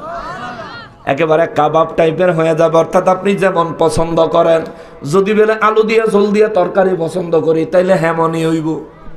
যদি মনে করেন যে পোড়া দিয়া কাবাব হইলে মজা লাগবে, তাইলে হেমনই হইব। আমার যুবক ভাইরা যদি মনে করো কাবাবের সাথে নান রুটি হইলে মজা হইব, তাইলে তেমনই হইব। সুবহানাল্লাহ। রব্বুল ইজ্জত বলেন ওয়ালাহমি তায়রিম মিম্মা ইয়াশতাহুন, আর তাদের জন্য তারা যেমন চাইবে, যেই পাখির গোশত খাইতে চাইবে, আমি রব্বুল ইজ্জত তাদেরকে ওই পাখির গোশত দিয়ে মেহমানদারি করব। 4 নম্বরে সব শেষে গিয়া আল্লাহ কয় ওয়াহুরুন ঈন, বড় বড় চোখলা হুর আমি আল্লাহ তাদেরকে দান করব। সুবহানাল্লাহ। একটু বড় বড় চোখ, ডাগর ডাগর চোখ। মেয়েদের চোখ যদি একটু ডাগর হয়, একটু বড় হয়, তাহলে এদের সৌন্দর্যের এটা অন্যতম একটা গুরুত্বপূর্ণ বিষয়। তাদের চেহারাটা দেখতে নর্মালের চাইতে আরো সুন্দর লাগে চোখটা যদি একটু বড় হয়, চোখটা যদি একটু ডাগর হয়। আল্লাহ জান্নাতের মধ্যে হুর বানাইছে, এদের চোখগুলো এমন আকর্ষণীয় করে বানাইছে, তাদের চোখের ব্যাপারে আল্লাহ বলেন ওয়াহুরুন ঈন, ডাগর চক্ষু বিশিষ্ট হুর আমি আল্লাহ তাদেরকে দান করব। জোরে কন্যা সুবহানাল্লাহ। মুরব্বী আছেন নি? ব্যস্ত আল্লাহ যদি নেয় বুড়া থাকতেন না, বুড়া মানুষ ব্যস্ত বেলে নিত না, ইয়াং বানায় দিব, যুবক বানায় দিব। এবং আপনার বয়সে সমবয়সী যেমন হইলে যুবকের জন্য বয়সের সাথে খাপ খাইতো, ঠিক ওই রকম জান্নাতের হুর আমার আল্লাহ বানায়া দিবেন। জান্নাতের হুর বানায়া রাখছেন, আপনার বন্টনে দিবেন। একজন পুরুষে হুদা ৭২টা। সুবহানাল্লাহ। জোরে কর, আরো জোরে। আমার যুবক ভাইরা, গ্রামে একটা সুন্দর মাইয়া থাকলে ৩৩ জন সিরিয়াল দেয়। কেউ গুদারা গাড়ে, কেউ স্কুলের সামনে, কেউ বাড়ির সামনে, কেউ রাস্তার মোড়ে, কেউ জেহেন্দা স্কুলে যাইব সাদওয়ানে, ঠিক কিনা বলে? পাগলারা ৭২ জন তোর লিগে অপেক্ষা করতেছে। বেটা তুই শুধু নিজের জিন্দিগিটা রহমতপূর্ণ জিন্দিগি বানা, রবের সন্তুষ্টির জন্য নিজের জিন্দিগিটা পার করে দে। দেখবি হাসরের ময়দানে আল্লাহ আরশ আজিমের ডান পাশে জায়গা দিবে, জান্নাতে নিয়ে যাবে, এবং আল্লাহ পাকের অফুরন্ত নিয়ামত এই বান্দার জন্য আল্লাহ তাআলা রেডি করে রাখছেন। জোরে কন্যা সুবহানাল্লাহ। গোশত খাইবা, কিসের গোশত খাইবা? চাওয়া মাত্র পাইবা। আল্লাহ তো শুধু ওয়ালাহমি তাইরিন, পাখির কথা উল্লেখ করছেন। যে কোনো জিনিসের গোশত খাইতে মন চায়, তবে সবচেয়ে বেশি মন চাইব পাখির গোশত খাইতে। পাখির গোশত অনেক বেশি সুস্বাদু, সবচেয়ে বেশি মনে চাইব পাখির গোশত খাইতে। যেমন দুনিয়ার মধ্যে আপনার সামনে যদি গরুর গোশত আর কবুতরের গোশত দেয়, আপনারা যদি বলে যে কোনো একটা খাইবেন, কোনটা খাইবেন? কথা কন না কা? কবুতরের গোশত। এটা ম্যাক্সিমাম ১০০ জনের মধ্যে ৯৯ জনই পছন্দ করব কবুতরের গোশত। কেন? কবুতর একটা পাখি, পাখির গোশত অনেক বেশি মজা, অনেক মজা, অনেক নিয়ামত আল্লাহর ভিতরে রাখছে। কবুতরের গোশত খাওয়া মাত্র শরীরের মধ্যে এনার্জি হয়। বিশেষ করে যেই মায়েদের বাচ্চা ডেলিভারি হয়, ওই মায়েদের অনেক রক্তক্ষরণ হয় বিদায় কবুতরের গোশত খাওয়ার জন্য ডাক্তার সাজেশন করে, কেননা এটা খাইলে নগদ রক্ত হয়। জোরে কন্যা সুবহানাল্লাহ। আরো জোরে বলেন না সুবহানাল্লাহ। এই জন্য আল্লাহ কয় ওয়াহুরুন ঈন, ডাগর চক্ষু বিশিষ্ট হুর আমার আল্লাহ দান করবেন। একজন পুরুষের জন্য ৭২ জন, একজন পুরুষের আল্লাহ ৭২ জন হুর দান করবেন। মাইকি বাইরে ডি চলেনি, চলতেছে। আমার মা বোনেরা যারা আছে হেরার মনে একটু দুঃখ হইতে পারে, হুজুর কি কইলেন? আমার বুড়ারে বুঝি আল্লাহ ৭২ জন দিবেন। হ্যাঁ, সেদিন আপনার বুড়ারে, আপনার স্বামীরে আল্লাহ ৭২ জন হুর দিবেন। এই ৭২ জন হুর একজনের চাইতে আরেকজন অন্যরকম সুন্দরী। তাদের ব্যাপারে আমার নবী রাহমাতুল লিল আলামিন বর্ণনা করছেন। হুর সম্পর্কে জানতে চাননি? জানতে চান হুর কেমন হবে? নবী বলেন হুর যখন হাসবে তার দাঁতের থেকে এমন নূর চমকাবে, পুরা জান্নাত আলোকিত হয়ে যাবে। সুবহানাল্লাহ। নবী বলেন হুর যখন চলবে রে, হুরের শরীরের অঙ্গ প্রত্যঙ্গের নাড়া চাড়ায় আল্লাহ জিকির ভেসে আসবে। জোরে কন্যা সুবহানাল্লাহ। হুর হবে এত সুন্দর, হুর হবে এত সুন্দর। নবী রাহমাতুল লিল আলামিন বলেন ওই জান্নাত থেকে কোন হুর যদি জমিনে একটু থুতু ফেলতো, তাইলে তার থুতুর থেকে এমন নূর বিচ্ছুরিত হইতো, দুনিয়ার ওই আকাশের সূর্যের আলো ওই থুতুর নূরের কাছে কফির বাতির মতন হইয়া যাইতো। সুবহানাল্লাহ। মোমবাতির মতো হয়ে যাইতো। ওই হুরের থুতুর মধ্যে এমন নূর আল্লাহ তাআলা দিয়েছেন, বিচ্ছুরিত হবে। বাবারে বাবারে, আমার রব্বুল ইজ্জত বলেন, যেই হুর আমি আমার বান্দাদেরকে দান করব, ওই হুরগুলি হবে এমন কামসালিল লুলুইল মাকনুন, যেমন মুক্তার মতো। মুক্তা হয় কোথায়? সাগরে। সাগরের ঝিনুকের ভিতরে। মুক্তার কথা আল্লাহ কেন বললেন? মুক্তা সূর্যের আলো দেখে না। মুক্তা যখন ঝিনুকের পেটে থাকে সূর্যের আলো দেখে না। মুক্তা যখন ঝিনুকের পেটে থাকে মুক্তায় কোনো ধুলাবালি লাগে না। মুক্তা যখন ঝিনুকের পেটে থাকে মুক্তায় কোনো প্রকার ভালো মন্দ বাতাস প্রবাহিত হয় না। সূর্যের আলো, ধুলাবালি, বাতাস থেকে মুক্তা যেমনি ভাবে আলাদা, আমার রব্বুল ইজ্জত বুঝাইয়া দিলেন, আমি আল্লাহ যে হুর আমার বান্দাদের জন্য রাখছি, জান্নাতীদের জন্য রাখছি, এই হুরগুলি হলো এমন, এরা সব কুমারী।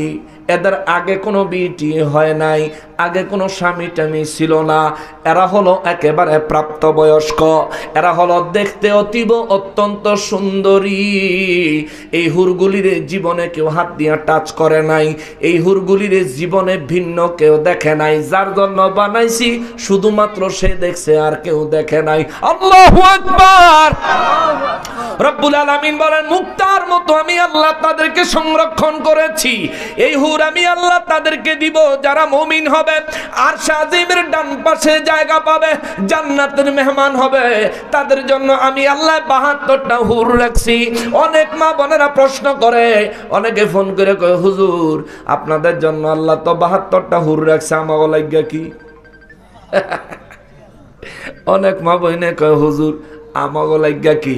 ওই মা বোনদেরকে বলি, মাগো ৭২টা হুর আপনার স্বামীর জন্য আল্লাহ বানাইয়া রাখছেন।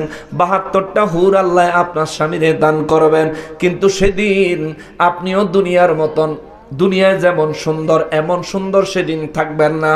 ৭০ জন হুর যতটা সুন্দর তার চাইতেও বেশি সৌন্দর্য আল্লাহ সেদিন আপনাকে দান করবে। সুবহানাল্লাহ। দুনিয়ায় আপনি আপনার স্বামীর সাথে যদি সুসম্পর্ক বজায় রাখতে পারেন, তাইলে হাসরের ময়দানে আপনার স্বামী আপনারে সুপারিশ করে জান্নাতে নিয়ে যাইব। আর যদি জামাইরে দেখলে শৈল্য রাগ উঠতে যায়, তাইলে জান্নাতের আশা বাদ দেন। মুসিবত ছাড়া কোনো রাস্তা খোলা নাই। কথা বলেন ঠিক কিনা? বিপদ ছাড়া আর কোনো রাস্তা খোলা নাই। আমাদের দেশের বেটিরা, কিছু মা আছে, কিছু মহিলা আছে, সবাই না, কিছু কিছু মহিলা আছে জামাইরে কাজের লোক মনে করে। কাজের লোকের চাইতো কাজের লোকের মতো মূল্যায়ন করে না। জামাইরে কোনো দাম ওই দেয় না। কথা যে কয় এমন ভাবে কথা কয় মনে হয় হে বেডি এই দেশের শেখ হাসিনা। ঠিক কিনা বলেন?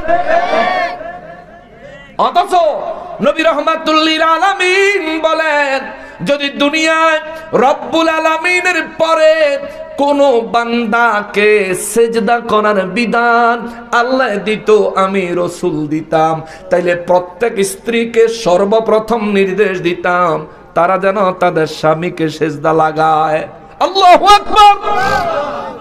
তাহলে স্বামীর গুরুত্ব স্ত্রীর ক্ষেত্রে কম না বেশি? কম না বেশি? জামাইতে কয় না বাজারে গিয়া ঘুরে আসেনি? হায় হায়, ওরে কিয়ামতের আলামত এসে গেছে, তাই তো ঘরের নারী রাস্তায় নেমেছে। বোরকা পড়া বোরকা ছাড়া হাট বাজারে ঘোরে তারা। ওরে বোরকা পড়া বোরকা ছাড়া হাট বাজারে ঘোরে তারা। কেউ বা আবার বোরকা পরে মুখটা খোলা রেখেছে। ঠিক কিনা? মুখ খুললে বোরকা ফিনছে, বোরকা তো মাশাআল্লাহ পুরা ফিট। সবাই না, কিন্তু কিছু অসভ্য আছেন, কিছু সম্মানীয় শ্রদ্ধাভাজন অসভ্য আছেন। বাজারে এমন ভাবে যায়, দোকানদাররা কিছু লাগতো না জানে, এরপরে ডাকে, আপা আসেন, আপা আসেন। আপা যে মোহর ভিত্তি 3 কেজি ময়দা মাইখা বাজারে গেছে, দোকানদারে কিন্তু জানে। ঠিক কিনা বলেন? জান না দোকানদারে চিন্তা করে যাক কদ্দুর আপা কই না টাঙ্কি কদ্দুর মারি অসুবিধা কি। আম্মা আপনি যখন নিজেকে পরপুরুষের সামনে উপস্থাপন করবেন তো পরপুরুষ তো আপনারা কিছু টিজমিজ মারবই।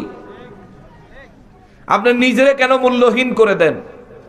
আপনি ততক্ষণ মূল্যবান যতক্ষণ আপনার স্বামী আপনাকে মূল্যায়ন করবে। আপনি ততক্ষণ মূল্যবান যতক্ষণ আপনার স্বামী আপনার উপর সন্তুষ্ট থাকবে। আপনি ততক্ষণ মূল্যবান যতক্ষণ পর্যন্ত নিজের দেহ, নিজের দেহের অঙ্গ প্রত্যঙ্গ, নিজের আচার আচরণ সবকিছু আপনার স্বামীর জন্য হবে। ঠিক কিনা বলেন? এই মায়েদেরকে বলি স্বামীদের সাথে সুসম্পর্ক বজায় রাখবেন। মনে রাখবেন স্বামী খুশি হইলে জান্নাত পাইবেন। আর আপনি ঘরেও কই কিছু মানুষ আছে এরকম খেতের তেনে আইয়া কোমরতে কাশিরা হনের আগে বেড়ে কিল শুরু করে। এমন কিছু মানুষ আছে, এরকম করেন না। কি গো বাদ দে, আপনি আত্মুখটা দুইয়াইয়েন। এই যে বাট্টা খালি মার গালতাছি আর দিতাছি কে সারাদিন ঘরে খেতে দেনাইছি, তুই সারাদিনে ভাত রান্দাস নাই করছো কি দেখুনি। হায় হায়, আপনি এরকম করলে আপনার বউ আপনার লোকে ভালো ব্যবহার কেমনে করবো? বেডিরে এত কিলানের দরকার কি? শোনেন, বানাইছে বাম পাজরের আড্ডি দিয়ে, শরীরের আরো কত জায়গাতে আড্ডি আছে। আল্লাহ বাম পাজরের আড্ডি দিয়ে বানাইছে, এমনি ধরে রাখনের লাগে। বুঝছেন নি? ভালোবাসবেন মেয়ে, যত বেশি ভালোবাসবেন তত লাভ। ভালোবাসা ইবাদত। স্বামী স্ত্রীর সুসম্পর্ক, একজনের প্রতি আরেকজনের সুন্দর কথা, ভালোবাসার কথা, প্রেমের কথা সবই যদি আল্লাহ এবং তার রাসূলের সন্তুষ্টির চিন্তা করে নিয়ত করে আপনি বলে থাকেন, এটা ইবাদত হবে। জোরে কন্যা সুবহানাল্লাহ। আর যদি বলে ইন্ডিয়ান নায়িকার দিকে আল্লাহর নাম লইয়া চাইলেন, আমাদের দেশের হুজুরে কই ওই নায়িকার দিকে আল্লাহর নাম লইয়া চাইতো, ওরে পিছা মারা বাদাই না। ইন্ডিয়ান নায়িকার দিকে আপনি যদি আল্লাহর নাম লইয়া চান তাহলে জান্নাতের হুর, জান্নাত তো দূরে থাক, জাহান্নাম বাসির সুদ্ধা কিল খাওয়া লাগবে আপনার। জাহান্নামে ফেরেশতা তো কিলাইবো, আগুনে তো জ্বালাইবো, জাহান্নামের ভিতরে আরো যারা থাকবে হারাবো। কি রে তুই না হুজুর আসলি? তুই কে রে? চিনি লাগে রে আমির হামজা না ধর। ঠিক কিনা বলেন? ধর দইরা রে কন্যা। কারণ কোরআন শরীফের মধ্যে আছে জাহান্নামে যখন যেই মানুষগুলো এই সব মানুষের কথা শুনে পথভ্রষ্ট হইয়া জাহান্নামী হবে, তারা সেদিন আল্লাহর কাছে কই, আল্লাহ আজকে তো জাহান্নামীকে কোনো দাম নাই জানি, ওই তবু আমরা কই যাদের কারণে আমরা গোমরা হইছি, যাদের কথার শোনার কারণে মানার কারণে আজ আমাদের পরিণতি এত খারাপ হইছে, আল্লাহ হেগরে একটু আইনা দেন, আগে হেগরে বানাইও, এরপরে জাহান্নামে যাব। কিনা বলে? এটা কোরআন শরীফের কথা, আল্লাহ কোরআনে আছে, সুস্পষ্ট বর্ণনা আছে। কি আজব ব্যাপার! হুজুর হেমিয়া বলে হুজুর, হেমিয়া বাংলাদেশের সিনেমার নায়িকা একটি নাম জানে, পুরানা ভিডিও কতটি ফোলা হয় না বাইর করে ফেসবুকে দিচ্ছে, ও মামা হাতে কোন নায়িকারে ধুইছে না। এই জাতের হুজুর গো আসুন না, জীবনেও হেদায়েত পাইতেন না। নাম হলে খালি উড়াল দিয়েন না। চিন্তা করবেন যে আল্লাহ এবং তার রাসূল সাল্লাল্লাহু আলাইহি সাল্লাম খুশি আছেন যেই পথ ও মতে, আমি সেই পথ ও মতে যাব, সেই পথ ও মতের দায়ীদের শরণাপন্ন হব, তাইলে দুনিয়া এবং আখিরাত সার্থক হবে। কথা বলেন ঠিক কিনা? মুসলমানেরা রে, আমার পিয়ারা নবীর উম্মতেরা রে, দুনিয়ায় স্বামী স্ত্রী সুসম্পর্ক বজায় রাখলে বেনিফিট হবে। যদি আপনার বিবির সাথে আপনার সম্পর্ক ভালো থাকে, হাসরের ময়দান থেকে আপনার বিবি যদি জান্নাতি হয়, আপনি যদি গুনাহগার হয়েও যান, আপনার বিবি আপনার জন্য সুপারিশ করবে। আর কোন স্বামী যদি জান্নাতি হয় আর বিবি যদি কোনো কারণে আটকায়া যায়, তাইলে স্বামীর সাথে যদি সুসম্পর্ক থাকে, স্বামী সেদিন কইব, আল্লাহ আমার বিবিরে আমার সাথে জান্নাতে দাও। দেখবেন মাঝে মধ্যে আলেমদের কাছে এইরকম দাড়ি পাকা মুরব্বীরা, ওই রকম দাড়ি পাকা মুরব্বীরা নিজের বিবির জন্য দোয়া চায়, আর যুবকেরা হুজুরের কাছে যায় বউয়ের বিরুদ্ধে বিচার দেয়। ঠিক না? কারণ তাদের মধ্যে অশান্তি চলতেছে, বিচার যে দেয় এইটাও একেবারে অযৌক্তিক টানা। আলেম রইল ব্যাংক, এদের কাছে মনের দুঃখ জমা রাখুন যায়, কোনো দিকে পাস হয় না। মুসলমানেরা এই যে মুরব্বীরা, তাদের সম্পর্ক কত ভালো ছিল, আইজও কত ভালো আছে। যারা বেঁচে আছে, বুড়া বুড়ি যারা বেঁচে আছে, বুড়ি বুড়ারে সারা চোখে দেখে না, বুড়ায় বুড়িরে সারা চোখে দেখে না, ঠিক না? দেখবেন কি ভালো সম্পর্ক। আর আপনারা যুবক মানুষ, যুবতী মানুষ, বিয়া করছেন কয়দিন হয়েছে, দুই একজন ফুলাফাইন হয়েছে, অহন আপনারা একজনের কথা আরেকজনে শুনলে বিশ্বের মতন লাগে, এরকম কা সুসম্পর্ক করেন, প্রেমের সম্পর্ক করেন, ভালোবাসার সম্পর্ক করেন, দুনিয়াতেও ফায়দা হবে, আখিরাতেও ফায়দা হবে। নবী বলেন, কোন পুরুষ মারা গেলে তার স্ত্রী যদি বলে আমার স্বামী ভালো ছিল, অন্তর থেকে যদি এই স্বীকৃতি দেয়, ওই পুরুষের কবরে নাজাত পাওয়ার সম্ভাবনা বেশি। জোরে কন্যা সুবহানাল্লাহ। কোন স্ত্রী মারা গেলে কোন স্বামী যদি বলে আমি আমার স্ত্রীর উপর সন্তুষ্ট আছি, তাইলে ওই স্ত্রীর কবরে নাজাত পাওয়ার সম্ভাবনা 80%-এরও বেশি। জোরে কন্যা সুবহানাল্লাহ। এই জন্য সুসম্পর্ক বজায় রাখবেন। রব্বুল আলামিন বলেন, জান্নাতের মধ্যে হুর দিবেন এক এক পুরুষের কয়টা? আমার ওয়াজ বুঝতেছেন? আমি আজকা আমার ওয়াজের ভিতরে আমারই মনোযোগ আনতেই পারতেছি না। আমি খুব চেষ্টা করতেছি মনোযোগ আনতে, কিন্তু আমি মনোযোগ আনতেই পারতেছি না, কেন জানি না। আইলাম ভালো মানুষ, কিন্তু কেন জানি না। আর এদিকে বিশেষ করে সাইড নয়েজটা বেশি হইতেছে। আমি তো সাইড নয়েজ পছন্দ করি না। আমি কোরআন শরীফ থেকে কথা বলতেছি, কোনো জায়গায় হয়তো আনন্দের সাথে বলতেছি, কোনো জায়গায় আক্ষেপের সাথে বলতেছি, কিন্তু এগুলো আল্লাহর কথা, এগুলো আমার কথা না, এগুলো আল্লাহর কথা। খুদ রব্বুল আলামিন বলেন, এক পুরুষের 72টা হুর দিব, 72 হুরের লিডার হইব দুনিয়ার স্ত্রী। দুনিয়ায় যিনি আপনার বিবি হবেন, ইনি হবেন লিডার। এবং ওই জায়গায় আল্লাহ পুরুষেরে এবং নারীদেরকে এবং হুরদেরকে যৌবন দিবেন। যৌবনটা এমন হবে, এটা কখনো শেষ হইতো না। সুবহানাল্লাহ, জোরে কন্যা সুবহানাল্লাহ। এই জায়গা তার কলিকাতা হারবালের ওষুধ খাওয়ান লাগবে না। বিভিন্ন হারবালের সাইনবোর্ড দেন না, ওই জায়গায় কোনো হারবাল টারবালের কারবার নাই। সেই জায়গায় আপনি চিরকুমার, চির যুবক, এবং আপনার বিবি চির যুবতী। আর হুরেরা তো সৃষ্টি হয়েছে যুবতী, আছেও যুবতী। জোরে কন্যা সুবহানাল্লাহ। রব্বুল আলামিন এরপরে বলেন, জাযাম বিমা কানু ইয়ামালুন। জোরে বলেন আল্লাহু আকবার।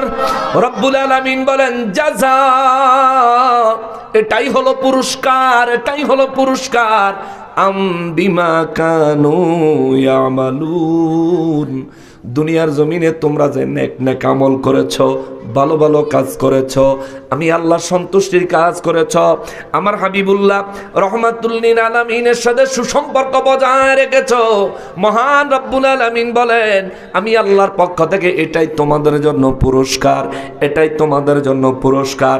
ওই জান্নাতটা হবে এমন, আল্লাহ কয় লা ইয়াসমাউনা ফিহা লাগওয়া ওয়ালা তাসীমা। ওই জান্নাতে কখনোই কোনো মন্দ কথা শুনবা না। সুবহানাল্লাহ।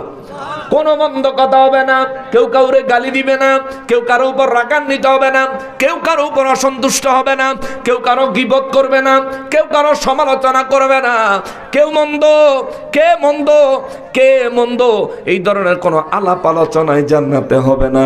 এমনকি আল্লাহ বলেন তাসীমা, জান্নাতে যারা থাকবে তাদের দ্বারা কোনো পাপের কাজ সংগঠিত হবে না। চিৎকার দিয়া বলেন সুবহানাল্লাহ। জান্নাতে গেলে কারো বিরুদ্ধে গীবত চলবো, চলবো, হেফাজত করবেন কে? জোরে বলেন কে? যদি আপনি দুনিয়ায় গীবত থেকে হেফাজতে থাকতে পারেন, যদি দুনিয়ায় আপনি পরের গীবত করার চাইতে হেফাজতে থাকতে পারেন। আমাদের সমাজে গীবত হয়নি, দুনিয়ার সব খারাপ, শুধু আমি বলা। কিছু মানুষ আছে দেখবেন সকালবেলা ফজরের নামাজ পড়ে না, মুখ আদোয়া ব্রাশ করতে করতে চা দোহানো যায়। আমি কিছু সিমটম বলে দেই, ফজরের নামাজ পড়ে নাই, মুখ আদোয়া ব্রাশ করতে করতে চা দোহানো যায়। চা দোহানো যাইয়া চা দোহানদারের দোহানের পানি দিয়ে কুলি করে, কইরাই দোহানদারের থেকে চা লয়, বিস্কুট লয়, খাওয়া শুরু করে আউযুবিল্লাহ, একেবারে শুরুতেই শুরু করে অমুক বাইত কালকে এ হয়েছে, ঠিক কিনা? এই শুরু করলো আলাপ, সারা গ্রামের আলাপ, অমুক বাইত, অমুক মহিলা, অমুকের বউ, অমুকের জি, অমুকের ফুত, অমুকে অমুকে। দুনিয়া সব খারাপ, তে খুব বালা। নিজের পিছন অয়মন গু, আরেকজনের পিছন দিয়ে দো। গীবত থেকে বেঁচে থাকবেন। এখন গীবতের কথা কইলে বাতিল ফেরকা যারা আছে তারা হয়তো বা আমাদেরকে কইবা, আপনারা যে বিভিন্ন আলেম ওলামার বিরুদ্ধে কথা বলেন। ওমা, আলিম ওলামা যদি কোরআন সুন্নাহ বিদ্বেষী কথা বলে তাইলে তার প্রতিবাদ করা এটা আমার দায়ী ঈমানি দায়িত্ব, ঠিক কিনা বলেন? প্রত্যেকটা আলেমের ঈমানি দায়িত্ব। কেন? কোন আলেম যদি কোরআন সুন্নাহ বিদ্বেষী কথা বলে, এই কথার প্রতিবাদ যদি কেউ না করে, সাধারণ মানুষ মনে করব এটাই সঠিক, ঠিক না? যখনই প্রতিবাদ আসে তখনই সাধারণ মানুষ হক বাতিল, সঠিক এবং ভুল বুঝার সুযোগ পায়। কথা বলেন ঠিক কিনা? এটা গীবত না। যারা মাযহাবকে মানে না, কোন মাযহাব? যেটা হক মাযহাব, সঠিক মাযহাব, অর্থাৎ আল্লাহ এবং তার রাসূলের সন্তুষ্টির উপর জীবন যাপন করা, এটাই মাযহাব। আমরা তো মনে করি হানাফি, মালিকি, শাফি, হাম্বলি এই মাযহাব না, ওগুলো তো মাযহাব আছেই। কিন্তু বদ মাযহাবী ব্যক্তি যিনি, বদ মাযহাবী অর্থাৎ সে এমন একটা পথ অবলম্বন করে যে পথটা খারাপ।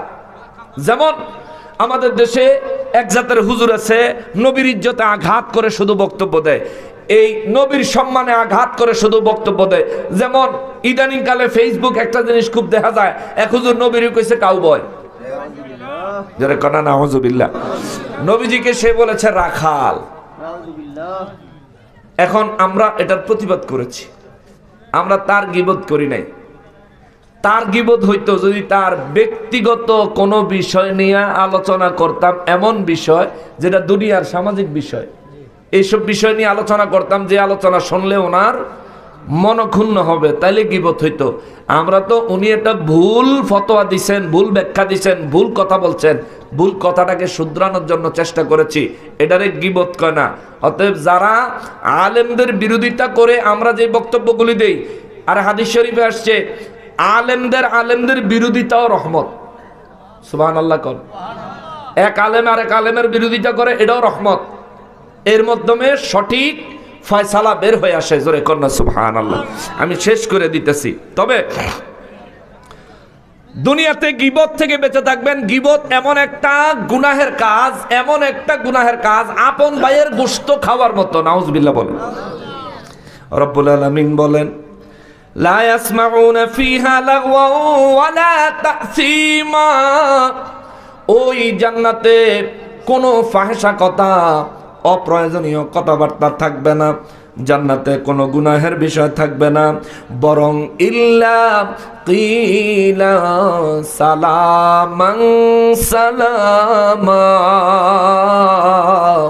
আমার রব্বুল ইজ্জত বলেন, জান্নাতে শুধু সালাম আর সালাম, শান্তি আর শান্তি। জোরে কন্যা সুবহানাল্লাহ।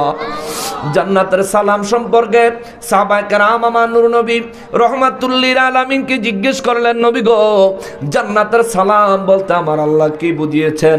আমার নবী রহমাতুল্লিল আলামিন বলেন, শোনো, জান্নাতের সালাম বলতে আল্লাহ জান্নাতীদেরকে যেই ফেরেশতারা জান্নাতীদের সঙ্গে জান্নাতের দিকে যাবে, যেই ফেরেশতারা জান্নাতীদেরকে জান্নাতের দিকে নিয়ে যাবে, ওই ফেরেশতারা জান্নাতীদেরকে স্লোগান দিতে দিতে, নতুন জামাইয়ের মতো সম্মান দিতে দিতে জান্নাতের দিকে নিয়ে যাবে।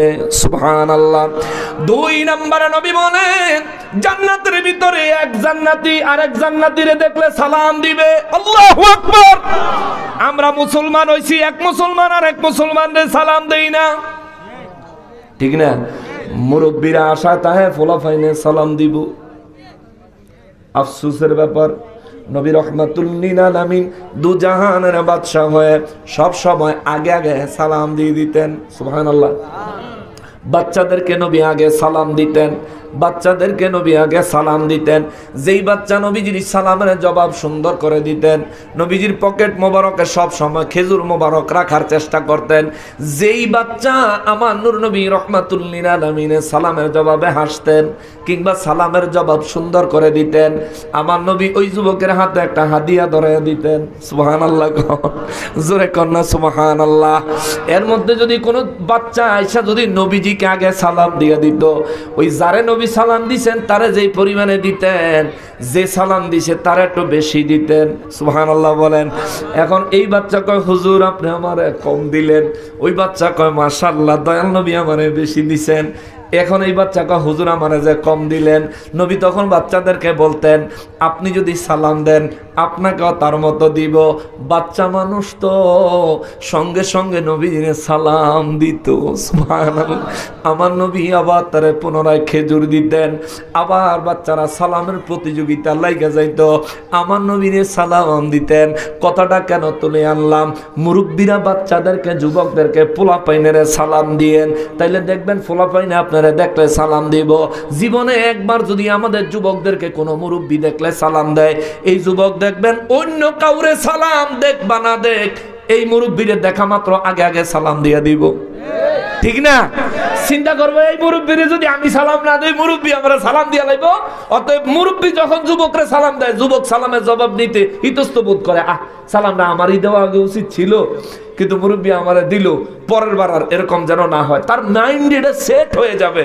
আমরা কেন মুরব্বী ওই আশায় থাকি? কিছু মুরব্বী আছে এমন, মানে এমন ভাবে ফলাফল চাইতে লইলে ছায়াতা এমন হয় যেন হে সালামে করে ফাউনাদার। ঠিক না? একরে চোখ এমন করে ছায়াতে কিছু বলা মানে মনে মনে কয় খালি বুড়া দেখে নাইলে কন্যা হোতালে বলি। ওই দেখেন দুঃখ আহারে, ইমাম সাহেবরে বেলা সালাম দেয় না। যারা ইসলামী শরীয়ত বলে সমাজের বাদশাহ ইমাম, আর আমরা তো এইটা সমাজের একেবারে কম দামি লোক বানাইছি। সিরাজগঞ্জ সেদিন মাহফিল গিয়ে এক ইমাম সাহেবরে জিজ্ঞাসা বেতন কত, কয় মাত্র 2500 বেলা ডেইলি 100 করে দিল তো 2500 টাকা, 3000 টাকা হয়। 2500 টাকা কেমন হয়েছে? একজন মানুষ যদি এই ডেইলি 3 বেলা ভাত খাবার খায়, তাও তো তার 4500 5000 টাকা লাগবে যদি একেবারে বর্তমানটা দিয়ে একেবারে কম দামি দেখায়, তাই না বাবা? সকালের নাস্তা ধরেন 30 টাকা, দুপুরে ধরেন না একেবারে কম দামি হোটেলে গিয়ে 60 টাকা দিয়ে ভাতটা খাইলো, রাইতেও 60 টাকা দিয়ে খাইলো, তাহলে কত হয়েছে? 150। 60 120 আর 30 150। তো এই 150 টাকা এক মাসে 30 দিনে কত হয়? 4500। বেটার বেতন দেয় 2500। আচ্ছা, এটা তো শুধু সিরাজগঞ্জের সমস্যা না, এটা সারা দেশেই অবস্থা, ঠিক কিনা বলেন? আর ইমাম সাহেব যদি সমাজের কোনো ব্যাপারে কথা কয়, এই হুজুর যান, আপনি মসজিদে যান, ঠিক না? অথচ উচিত ছিল সমাজের মাতবররা, সর্দাররা ইমাম সাহেবরা প্রত্যেকটা বিচারে উপস্থিত রাখবে। ইমাম সাহেব বিচারে বসবে, সমাজের মাতবররা সব বিচারের ঘটনা শোনার পরে ইমাম সাহেবরে নিয়ে পরামর্শ করবো, হুজুর আপনি বলেন এই পরিস্থিতিতে কি করা যায়। ইমাম সাহেব যেই ফয়সালা দিবেন কোরআন সুন্নাহ মোতাবেক, ওই ফয়সালা ইমাম সাহেবের মুখ দিয়ে ঘোষণা দিবে। মাতবর সর্দার যারা আছে তারা বলবে যে হ্যাঁ ইমাম সাহেব যেটা বলছে এটাই রায়, এটা মানতে হবে যদি এই সমাজে থাকতে হয়, ঠিক কিনা বলেন? কিন্তু দুঃখের ব্যাপার হলো ইমাম সাহেবরে তো কেউ দাম দেয় না, বরং মসজিদে গিয়ে মাতবরে গিয়ে ইমাম সাহেবের গায়ে আমার জানা বসতে কই মসজিদ ঝাড়ু দেন না, জানা বসতে তোমার লাগাবো। এই যে বেড়া বাদশাহ হে বেড়া দমকের উপরে রাখে, এর লেগে আল্লাহ আপনার ঘরে শেখ হাসিনার মতন সরকার দেয়, এর লেগে আপনার উপরে আল্লাহ জুলুম করার মতন জালিম চাপায়া দেয়, ঠিক কিনা বলেন? আমি আওয়ামী লীগ বিদ্বেষী না, আমি বিএনপি বিদ্বেষী না, আমি রাজনৈতিকভাবে কোনো দলেরই বিদ্বেষী না। তবে বাস্তবতা বলি, যেই দলই ক্ষমতা তাইয়ে অহং যারা আছে, নির্যাতন তো আমাকে উপরেই চলতেছে নাকি? কথা কন না কা না? কষ্ট পাইতেছেন? 45 টাকা কেজি আলু আছিল হাসিনা যখন বাগে, মাঝখান দিয়ে 120 টাকা কেজি হয়েছে, ঠিক না? 45 টাকা যখন হয়েছে তখন আমরাই কিনা খাইছি, আমরা কিন্নই খাইছি। 120 টাকা যখন হয়েছে তখন আমরা কিন্নাই খাইছি। ক্ষমতার মধ্যে আমলারা আয়া ফকিন্নির ভূত বাদশাহী দেখাইতেছে, ফকিন্নির ভূতেরা আয়া বাদশাহী দেখাইতেছে, বাদশাহীর জায়গায় আছে, তারা বড় বাদশা হয়ে গেছে, কিন্তু আমরা ফকিরেরা ফকিরই রয়েছি। আমরা নির্যাতনের লোক, নির্যাতনের জায়গাতে রয়েছি। এই দল এই দল যেই দলই আসে না কেন, সব দলই আমরা মনে করো মুরগি। আমরা ডিম দিব হারা খাইব, ডিম দেওয়া বন্ধ হয়ে গেলে জবাই করে দিয়া কেউ হইলে সসরি করে খাইব, কেউ হইলে ফ্রাই করে খাইব, কেউ হইলে আলু দিয়ে ঝোল করে খাইব, কেউ হইলে ফুরাইয়া কাবাব করে খাইব। মোট কথা হইল আমরা হইলাম হেগ ভোগের বস্তু, ঠিক কিনা বলেন? এই সমস্ত জালিমদের জুলুমের পরিস্থিতি থেকে, তবে ভালো ভালো নেতাও আছে, রাজনৈতিক ভালো ভালো ব্যক্তিও আছে, এই যারা এই ফলে গেছে দেশের থেকে, হ্যাঁ ভিতর দেশের উন্নয়ন, দেশের পক্ষের ভালো লোক ছিল। এখন যারা আছে এদের মধ্যে দেশের ভালো চায় এমন লোক আছে, কিন্তু দেখা গেছে কি 10 জনের ভিতরে একজনে ভালো চায়, 9 জনেই ভালো চায় না, তখন একজনে দেখা যায় কিছু কইরা উঠতে পারে না, এমন হয়ে যায় ব্যাপারটা। আমরা রাজনৈতিক বিষয়গুলো কথা নাই বলি, কিন্তু বিষয়টা এখানে আনলাম এই কারণে, আপনি ইমামকে আপনার বাদশাহ হিসেবে মানতেছেন না, সমাজের নেতৃত্বের জায়গায় ইমামকে যথোপযুক্ত মূল্যায়ন করতেছেন না। এই জন্য আল্লাহ আপনার লাগিয়া, আমাদের জন্য, আপনার লগে আমিও আছি। আবার মনে করেন যে হুজুর খালি আমরা বকলো না, আপনার লগে আমিও আছি। আমরা আল্লাহ মহিলারা বাদশা বানায় দিছে, যে ঘরের ভিতরে থাকা ফোলাফাইন ফালবো আর ভাত তরকারি রানবো, যার কাম হইল ওইটা, ঠিক না? হ্যাঁ বানায় দিছে আমরার শাসক, অথচ আমরা করতাম তা করে শাসক।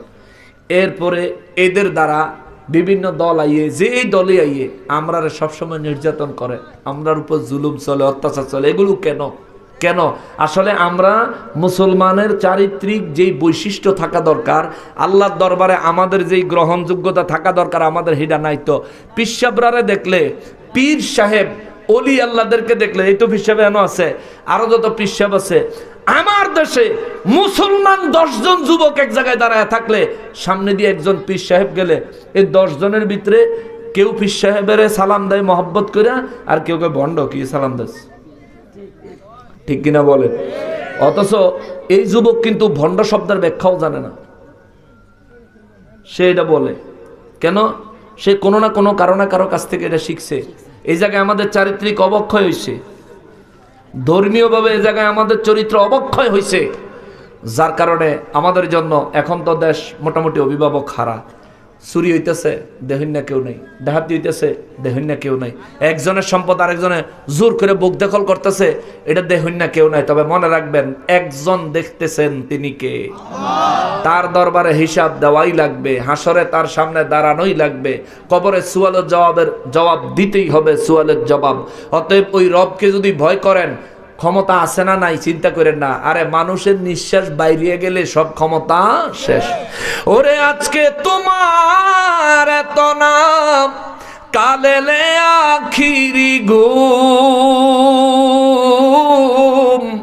সব ক্ষমতা হারিয়ে যাবে, নামের আগে লিখবে তোমায় মরহুম। ওরে জনাব থেকে মরহুম হতে, ওরে জনাব থেকে মরহুম হতে 1 সেকেন্ড লাগে না, দুনিয়া তো দূরের কথা, আমিও আমার না, দুনিয়া তো দূরের কথা, তুমিও তোমার না, দুনিয়া দুনিয়া বলে কর কিসের ভাবনা, দুনিয়া দুনিয়া বলে কর কিসের ভাবনা, দুনিয়া তো দূরের কথা, আমিও আমার না, দুনিয়া তো দূরের কথা, আমিও আমার না, ঠিক কিনা বলেন? ওরে কত সম্পদ করছো কামাই, আমার বলে, সব সম্পদ ছেড়ে একদিন যেতে হবে চলে, ঠিক কিনা? তাহলে আমার কইয়া লাভ কি? এত ভোগ, এত দখল, দখলবাজি, চাঁদাবাজি, এই সেই দরকারটা কি? ওরে কত সম্পদ করছো কামাই, আমার বলে, সব সম্পদ ছেড়ে একদিন যেতে হবে চলে। ওরে মরণ কিন্তু আসবেই একদিন, ওরে মরণ কিন্তু আসবেই একদিন, না করলেও কামনা। দুনিয়া তো দূরের কথা, আমিও আমার না।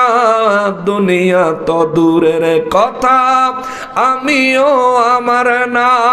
ঠিক কিনা বলেন? অতএব বাহাদুরি করে এত সম্পদ জড়ায় কোনো লাভ নাই। ফকির মারা গেলে কবরের জায়গা যদ্দূর, ফকির মারা গেলে কাফনের কাপড় যদ্দূর, আপনি আমির মারা গেলে তদ্দূর। ঠিক কিনা বলেন? বেশি নেওয়ার কোনো সুযোগ। বলছিলাম সালামের কথা। কিলা দুখুলু সালামান ইল্লা কিলান সালামান সালামা। রব্বুল আলামিন বলেন জান্নাতের মধ্যে সালাম দিবে, এক জান্নাতি আরেক জান্নাতিকে সালাম দিবে। সুবহানাল্লাহ। জান্নাতের ভিতরে নামাজের ইবাদত থাকতো না, রোজার ইবাদত থাকতো না, হজ যাকাতের ইবাদত জান্নাতের ভিতরে থাকতো না। কিন্তু জান্নাতের মধ্যে একটা রীতি থাকবে, একটা ইবাদত থাকবে, একটা সিস্টেম থাকবে, একটা প্রথা থাকবে। যদিও সেই জায়গায় ওইটারে ইবাদত হিসেবে ধরা যাবে না, সেখানে ন্যায়ও নাই গুনাহও নাই, গুনার কোনো ব্যাপার নাই। ওয়ালা তাসিমা, আল্লাহ বলেন সেখানে কোনো গুনাহের কাজ করার কোনো সুযোগ নাই, কোনো গুনাহ নাই। কিন্তু সালাম একটা প্রথা সেখানে থাকবে। এই জন্য আমার নবী বলেন, আমার নবী রাহমাতুল্লিল আলামিন বলেন, যে ব্যক্তি দুনিয়াতে আগে আগে সালাম দেয় এই ব্যক্তির ভিতর থেকে আল্লাহ অহংকার দূর করে দেয়। সুবহানাল্লাহ, জোরে কন্যা সুবহানাল্লাহ। আল বাদি বিসসালামি বারিউম মিনাল কিবর। আমার নবী বলেন যে আগে আগে মানুষকে দেখলেই সালাম দেয় তার অন্তর থেকে আল্লাহ অহংকার দূর করে দেয়। অহংকারটা কি? অহংকার হলো এমন এক জিনিস, যেই জিনিস কারো অন্তরে থাকলে এই অহংকারে তার নেক আমলগুলো ধ্বংস করে দেয়। নাউজুবিল্লাহ, জোরে বলেন নাউজুবিল্লাহ। যার ভিতরে অহংকার আছে সে সারা জীবন যত নেক আমল করছে তার এই অহংকারেই তার নেক আমলগুলো আস্তে আস্তে বরবাদ করে দিবে। অহংকারগুলো, এই অহংকারে নেক আমলগুলো বরবাদ করে দিবে। আর এই অহংকার একটা ভাইরাস, এমন একটা ভাইরাস যেটা নেক আমল ধ্বংস করে দেয়। আর এই অহংকারকে ধ্বংস করার একমাত্র হাতিয়ার হলো আগে আগে সালাম দেওয়া। জোরে কন্যা সুবহানাল্লাহ। নবী বলেন আগে আগে সালাম দিলে অন্তর থেকে অহংকার দূর করে দিবেন কে? আল্লাহ। জান্নাতে একজন জান্নাতি আরেকজন জান্নাতিকে সালাম দিবে, ফেরেশতা জান্নাতীদেরকে সালাম দিবে, খুদ রব্বুল আলামিন কুদরতি ভাবে প্রতিদিন জান্নাতবাসীদের জন্য সালাম পাঠাবে। সুবহানাল্লাহ। আওয়াজ হবে সালামের। সুবহানাল্লাহ কন্যা। জান্নাতের ভিতরে আওয়াজ হবে সালামের। যেমন আমার মা বোনেরা, আপনার এনা মহিলাদের জন্য ব্যবস্থা করছে বয়ান শোনার, মা বোনেরা বয়ান শুনতেছে না? মনে হয় প্রজেক্টর আছে, প্রজেক্টরে দেখতেছে। যদি প্রজেক্টর না থাকতো তাহলে মা বোনেরা তো শুধু ওয়াজের আওয়াজ শুনতো, তাই না? কিন্তু আমারে দেখতো না, প্রজেক্টর থাকা এটা নি। আচ্ছা, প্রজেক্টর থাকাতে মা বোনেরা হয়তো আমারে দেখতেছে, কিন্তু রব্বুল ইজ্জাত সেদিন জান্নাতীদের সাথে দেখা দিবেন সেটা ভিন্ন কথা। কিন্তু প্রতিদিন জান্নাতে আল্লাহ তাআলা সালাম পাঠাইবেন। আমার নবী বলেছেন, জোরে কন্যা সুবহানাল্লাহ। পিতা সন্তানকে সালাম দিবেন, স্বামী স্ত্রীকে সালাম দিবেন, সন্তান তুমি তোমার পিতাকে সালাম দিবা, তুমি তোমার মাকে বাবাকে সালাম দিবা, স্বামীকে স্ত্রীরা সালাম দিবেন। আমার মা বোনেরা যারা শুনছেন, ঘরের মধ্যে সালামের প্রথা, সালামের প্রচলন করবেন। একজনের ঘরে আরেকজন অনুমতি ছাড়া প্রবেশ করবেন না। ছেলের ঘরে মা বাবায় অনুমতি ছাড়া ঢুকবেন না, মা বাবার ঘরে ছেলে কিংবা মেয়ে সন্তান অনুমতি ছাড়া ঢুকবা না। নবীজি রহমাতুল্লাহ আলামিন এই হাদিস বয়ান করার পরে এক সাহাবীকে, হুজুর আমার মায়ের ঘরে ঢুকতেও কি আমি অনুমতি নিতে হবে? আমার নবী বলেছেন, তুমি কি তোমার মাকে উলঙ্গ দেখতে চাও? সাহাবী বলেন, জি না হুজুর, এটা কখনোই না। নবীজি রহমাতুল্লাহ আলামিন বলেন, শোনো, নিজের ঘরে মানুষ যখন থাকে সব সময় একরকম থাকে না। তখন তুমি তোমার মায়ের ঘরে প্রবেশ করলে, বাবার ঘরে প্রবেশ করলে আগের থেকে তুমি তাদের কাছ থেকে অনুমতি নিবা। সাহাবায়ে কেরাম বলেন, হুজুর অনুমতি কেমনে নিব? নবীজি বললেন, দরজার বাইরের থেকে সালাম দিবা। জোরে কন্যা সুবহানাল্লাহ। এই ধরনের প্রথা, এই ধরনের নিয়ম যদি আমাদের ঘরে চালু হয়, এই ঘরের সন্তানগুলো বেনামাজি হতে পারে না, এই ঘরের সন্তানগুলো মা বাবার অবাধ্য হতে পারে না, এই ঘরের সন্তানগুলো মানুষের মাইয়া অফিসে এই 14 ফেব্রুয়ারি এলে হুন্ডা লিয়ে ঘুরার সুযোগ থাকে না, এমন হতে পারে না। বাজে কাজ করতে পারে না, এই ধরনের সন্তানের দ্বারা মা বাবার ইজ্জত যাইতে পারে না, এই ধরনের সন্তান থেকে মা বাবা নিরাশ হতে পারে না, এই ধরনের সন্তান, এই ধরনের আদব যদি কোনো সন্তানকে শিক্ষা দেওয়া হয়, এই সন্তান নামাজি হবে, সমাজি হবে, সম্মানী হবে, সুশিক্ষিত হবে। কথা বলেন ঠিক কিনা? আর পরিশেষে সবচেয়ে বড় বিষয় হলো ঈমানের সাথে দুনিয়ার থেকে বিদায় হবে। আল্লাহ তাআলা আমাদের সন্তানগুলোকে ঈমানি তালিম দেওয়ার তৌফিক দান করেন, সবাই পড়ি আমিন। আমি আলোচনা আরও দীর্ঘ করতাম, কিন্তু সময় সংকীর্ণ, এখন আর দীর্ঘ করতে পারবো না, সামনে যাব না। তবে মোটামুটি জান্নাত পর্যন্ত আপনাদেরকে নিয়ে সালাম কালাম দিয়া জান্নাতের মধ্যে আপনাদেরকে বহাল করে দিছি। এখন বাবা আমাদের কাজ কি? আমাদের কাজ হইল শুধু গুনার কাজ না করা, এই একটাই কাজ। জান্নাতে যাওয়ার অনেক সহজ। আপনি যদি চান আপনি জান্নাতে যাইবেন, জীবনেও কারো লগে কিলাকিলি করার লাগবে না। শুধু মানুষের মারামারিতে বাচ্চা থাকবেন, ঝগড়ার থেকে বেঁচে থাকবেন। কেউ ঝগড়া করতে চাইলেও আপনি করেন না, কেউ মারামারি লাগতে চাইলেও আপনি লাগবেন না, কেউ আপনারা গালি দিলেও আপনি গালি দিয়েন না, কেউ আপনারা খারাপ বললে আপনি খারাপ বললেন না। আপনি 5 ওয়াক্ত নামাজ পড়েন, কোনো একজন ওলি আল্লাহর দামান ধরেন। আমার যুবক ভাইদেরকে লক্ষ্য করে বিশেষ করে বলি, যুবক ভাই যারা আছো, ওলি আল্লাহর দামান ধরবা। দুনিয়ায় আসার একটা সময় সীমা আছে, কিন্তু যাওয়ার কোনো নির্ধারিত তারিখ কারো জানা নাই। অতএব যুবকরাও মারা যায়, বৃদ্ধরাও মারা যায়। মুরিদ হয়ে যাইবা, বায়াত হয়ে যাইবা একজন হক্কানি রব্বানি পীর মাশায়েখ দেখে। আর অনেক মুরব্বী আছেন এখনো বায়াত হন নাই। আপনি মরলে কার পরিচয় দিবেন? দুনিয়াতে যেখানেই যান জিজ্ঞেস করে আপনার বাড়ি কোথায়, অমুক জায়গায়। যদি আপনার এলাকাটা চিনে তাহলে কবে আপনার বাবার নাম কি? আর হাসরের ময়দানে জিজ্ঞেস তোমার পীরের নাম কি? হাসরের ময়দানে পীরের নাম জিজ্ঞেস করব। অর্থাৎ আপনি কার কাছে বায়াত হয়েছেন তার কথা জিজ্ঞেস করবে। এবং আপনার পীর যেন হক্কানি রব্বানি হয়, এটা খেয়াল রাখবেন। এটা খেয়াল রেখে বায়াত হয়ে যাবেন। বায়াত হওয়া জরুরি, বায়াত হওয়া জরুরি, বায়াত হওয়া জরুরি। অনেকে বলে মা বাবা থাকলে মুরিদ হওয়া লাগে না, এটা ভুল কথা। মা বাবার পার্ট আর মুরিদের পার্ট এক পার্ট না, এটা দুই জিনিস, দুই জায়গার দুই জিনিস। মা বাবার সাথে সন্তান হিসেবে উত্তম আচরণ করবেন, পীর মাশায়েখের সাথে। এই জন্য আমি বলি সবসময় 4টা জিনিস হাসিল করেন: আল্লাহর ভয়, নবীর মহব্বত, ওলি আল্লাহর সোহবত, মা বাবার খেদমত। মা বাবার খেদমত আপনি নিজের থেকে করবেন, আর ওলি আল্লাহর সোহবত হাসিল করে আপনি ওলি আল্লাহর কাছ থেকে শিখবেন নবীকে কিভাবে মহব্বত করতে হয়। নবীর মহব্বত এবং আল্লাহর ভয়, এই দুই জিনিস আপনাকে শিখাবেন ওলি আল্লাহ। আল্লাহর ভয়, নবীর মহব্বত, এই দুই জিনিস হাতে কলমে শিখাইবেন ওলি আল্লাহ। আর মা বাবার খেদমত করলে আপনার প্রত্যেকটা স্তর দিনে দিনে দিনে দিনে রুহানি জগতে, ইলমে মারেফাতের জগতে আপনার রুহানি উন্নতি হতেই থাকবে, হতেই থাকবে। এক সময় দেখবেন আপনার অন্তর চক্ষু এমনভাবে খুলে যাবে, অষ্টগ্রামে চোখ বন্ধ করে বসে আছেন আর শাহজিমের খবর নিতে পারবেন। সুবহানাল্লাহ। ওমা আলাইনা ইল্লাল বালাগ। আমার জন্য দোয়া করবেন, রাজি আছেন? এই দুনিয়া মুসাফির খানা, কেহ থাকতে পারবে না, কোই আগে রওয়ানা হ্যায়, कोई पीछे रवाना। अल्लाहुम्मा सल्ली अला मौलाना मुहम्मद व अला आली।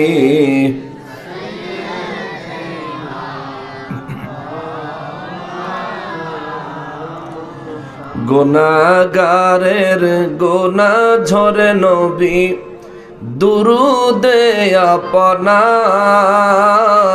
গুনাহগারের গুনাহ ঝরে নবী দুরুদে আপনার। রোজ হাশরে পার করিবেন, রোজ হাশরে পার করিবেন উম্মত গুনাহগার নবীজি আল্লাহ আল্লাহ লা ইলাহা হো আল্লাহ আল্লাহ লা ইলাহা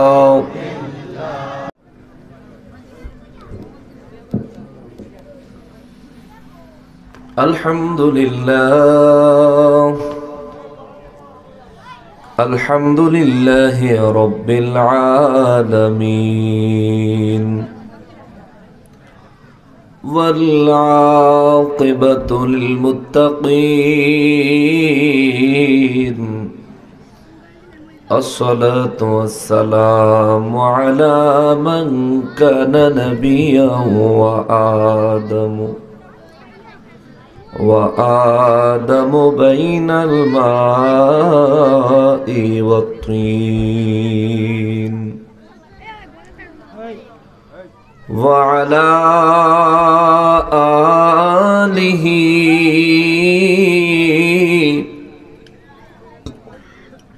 وأصحابه وأولياء ملته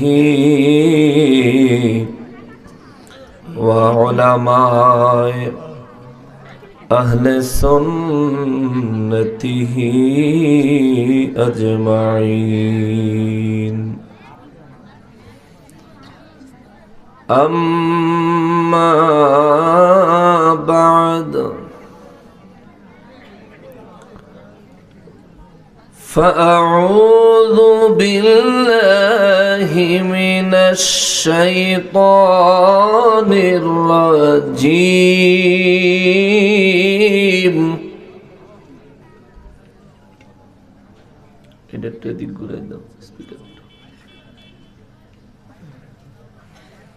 بس بسم الله الرحمن الرحيم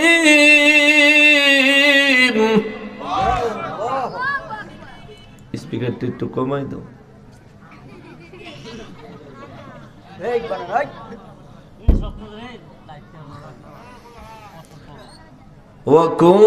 وكنتم أزواجا ثلاثة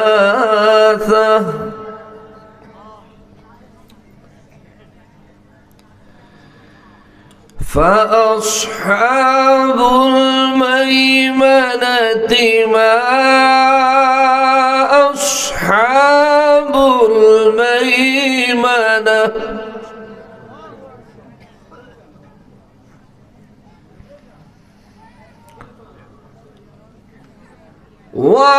وأصحاب المشأمة ما أصحاب المشأمة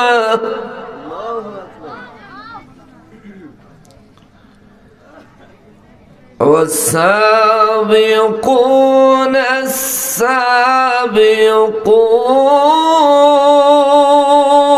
السابقون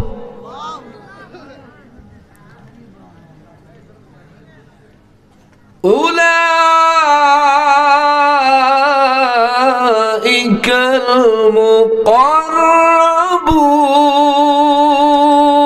المقربون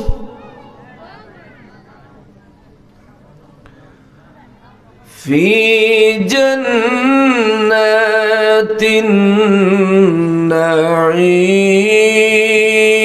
النعيم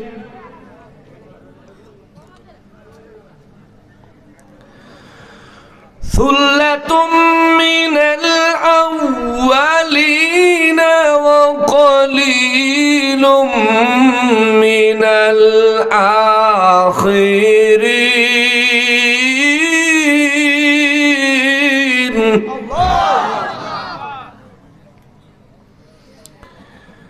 على سرر موضونة متكئين عليها متقابلين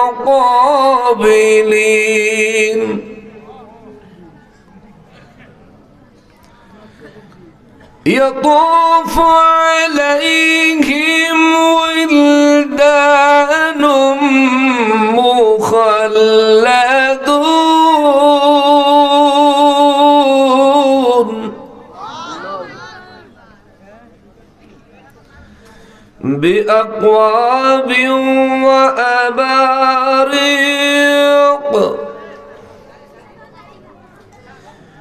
وكأس من معين لا يصدعون عنها ولا ينزفون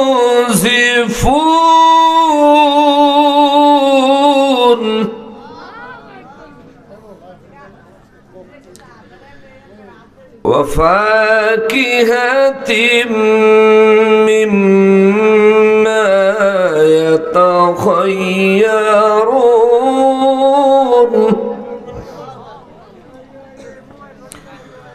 ولحم طير مما يشتهون وحور عين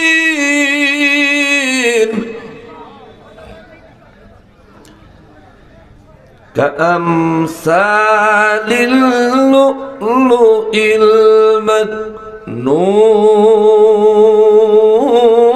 المكنون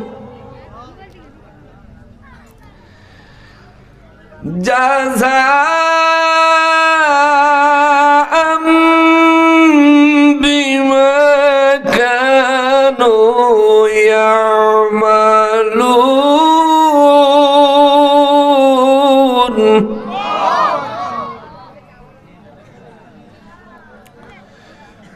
فقال تعالى في شان حبيبه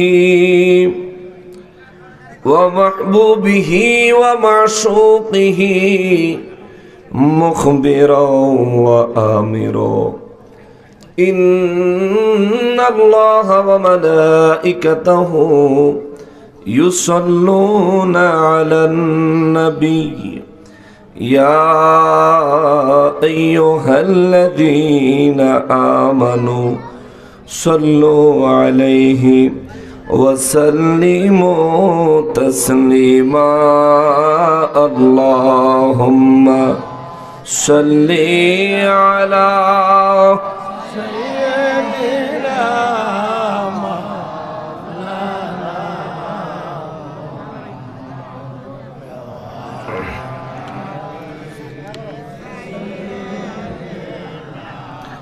مولانا محمد اللهم صل على مولانا محمد وعلى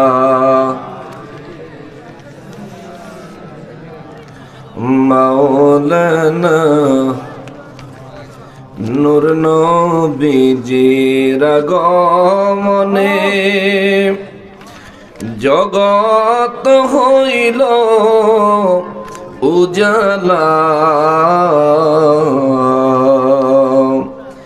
নবীর প্রেমে দরুদ পড়ো ওহে মুমিন নিরালা আল্লাহুম্মা সাল্লি আলা সাইয়্যিদিনা মাওলানা মুহাম্মদ ওয়া আলা আলিহি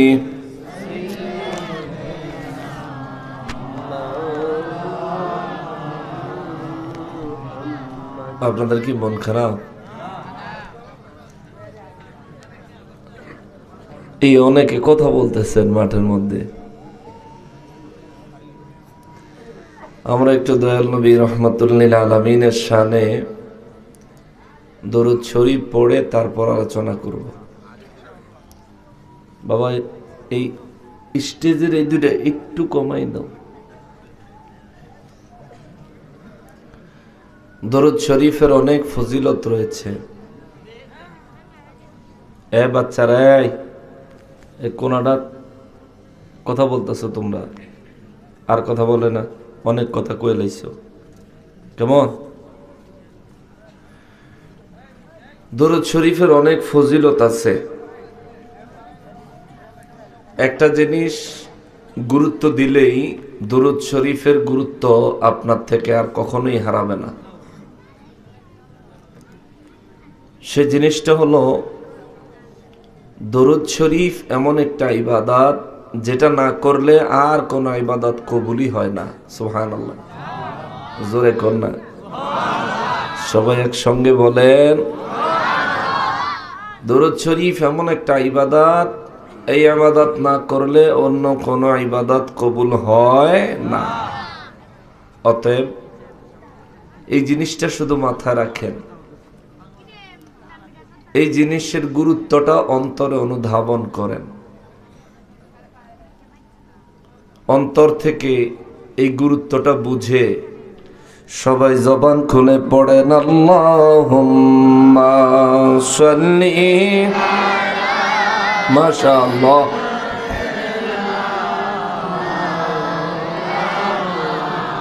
মুহাম্মদ ওয়া আলা আলি সাইয়্যিদিনা।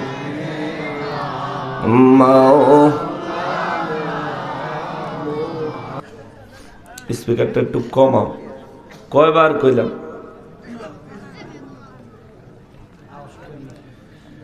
সকলে মহান রব্বুল আলামিনের দরবারে উচ্চ আওয়াজে শুকরিয়া আদায় করার নিয়তে জবান খুলে পড়ি আলহামদুলিল্লাহ। আরো একবার শুকরিয়া আদায় করবো এই জন্যে যে পরওয়ারদিগার আলম মেহেরবানি করে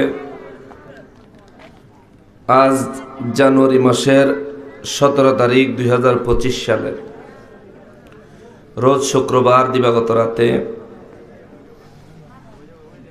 আয়োজিত ঐতিহ্যবাহী কিশোরগঞ্জ জেলাধীন অষ্টগ্রাম থানাধীন মধ্য অষ্টগ্রাম সোনাইদিঘির পূর্বপাড়া যুব সংঘ ও প্রবাসীদের উদ্যোগে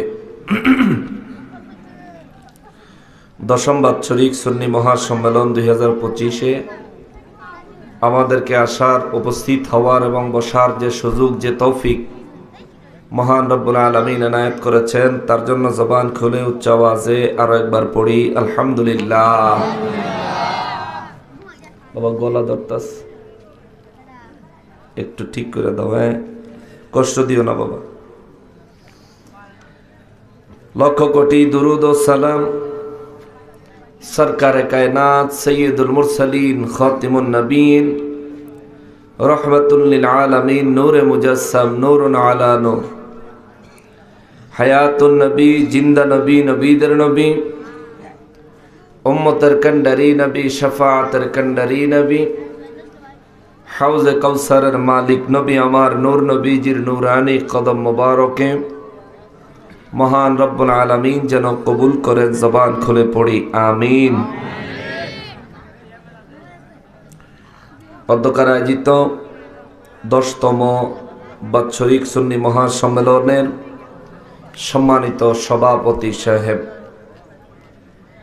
ঐতিহ্যবাহী আউলাদিয়া দরবার শরীফ মধ্য অষ্টগ্রাম সাহেব বাড়ির বর্তমান গদিনশীন পীর সাহেব কেবলা, পীর তরিকত, रहनुमाए शरीयत, मुनाजिर अहले सुन्नत, मुजाहिद दीन व मिल्लत हजरत अल्लामा हजरत मौलाना सैयद जहूरुल इस्लाम जुएल साहेब मद्दजिल्लाहुल आली बारकाल्लाहु फी हयातिही। उच्च आवाज़े पढ़ी अल्लाहुम्मा आमीन।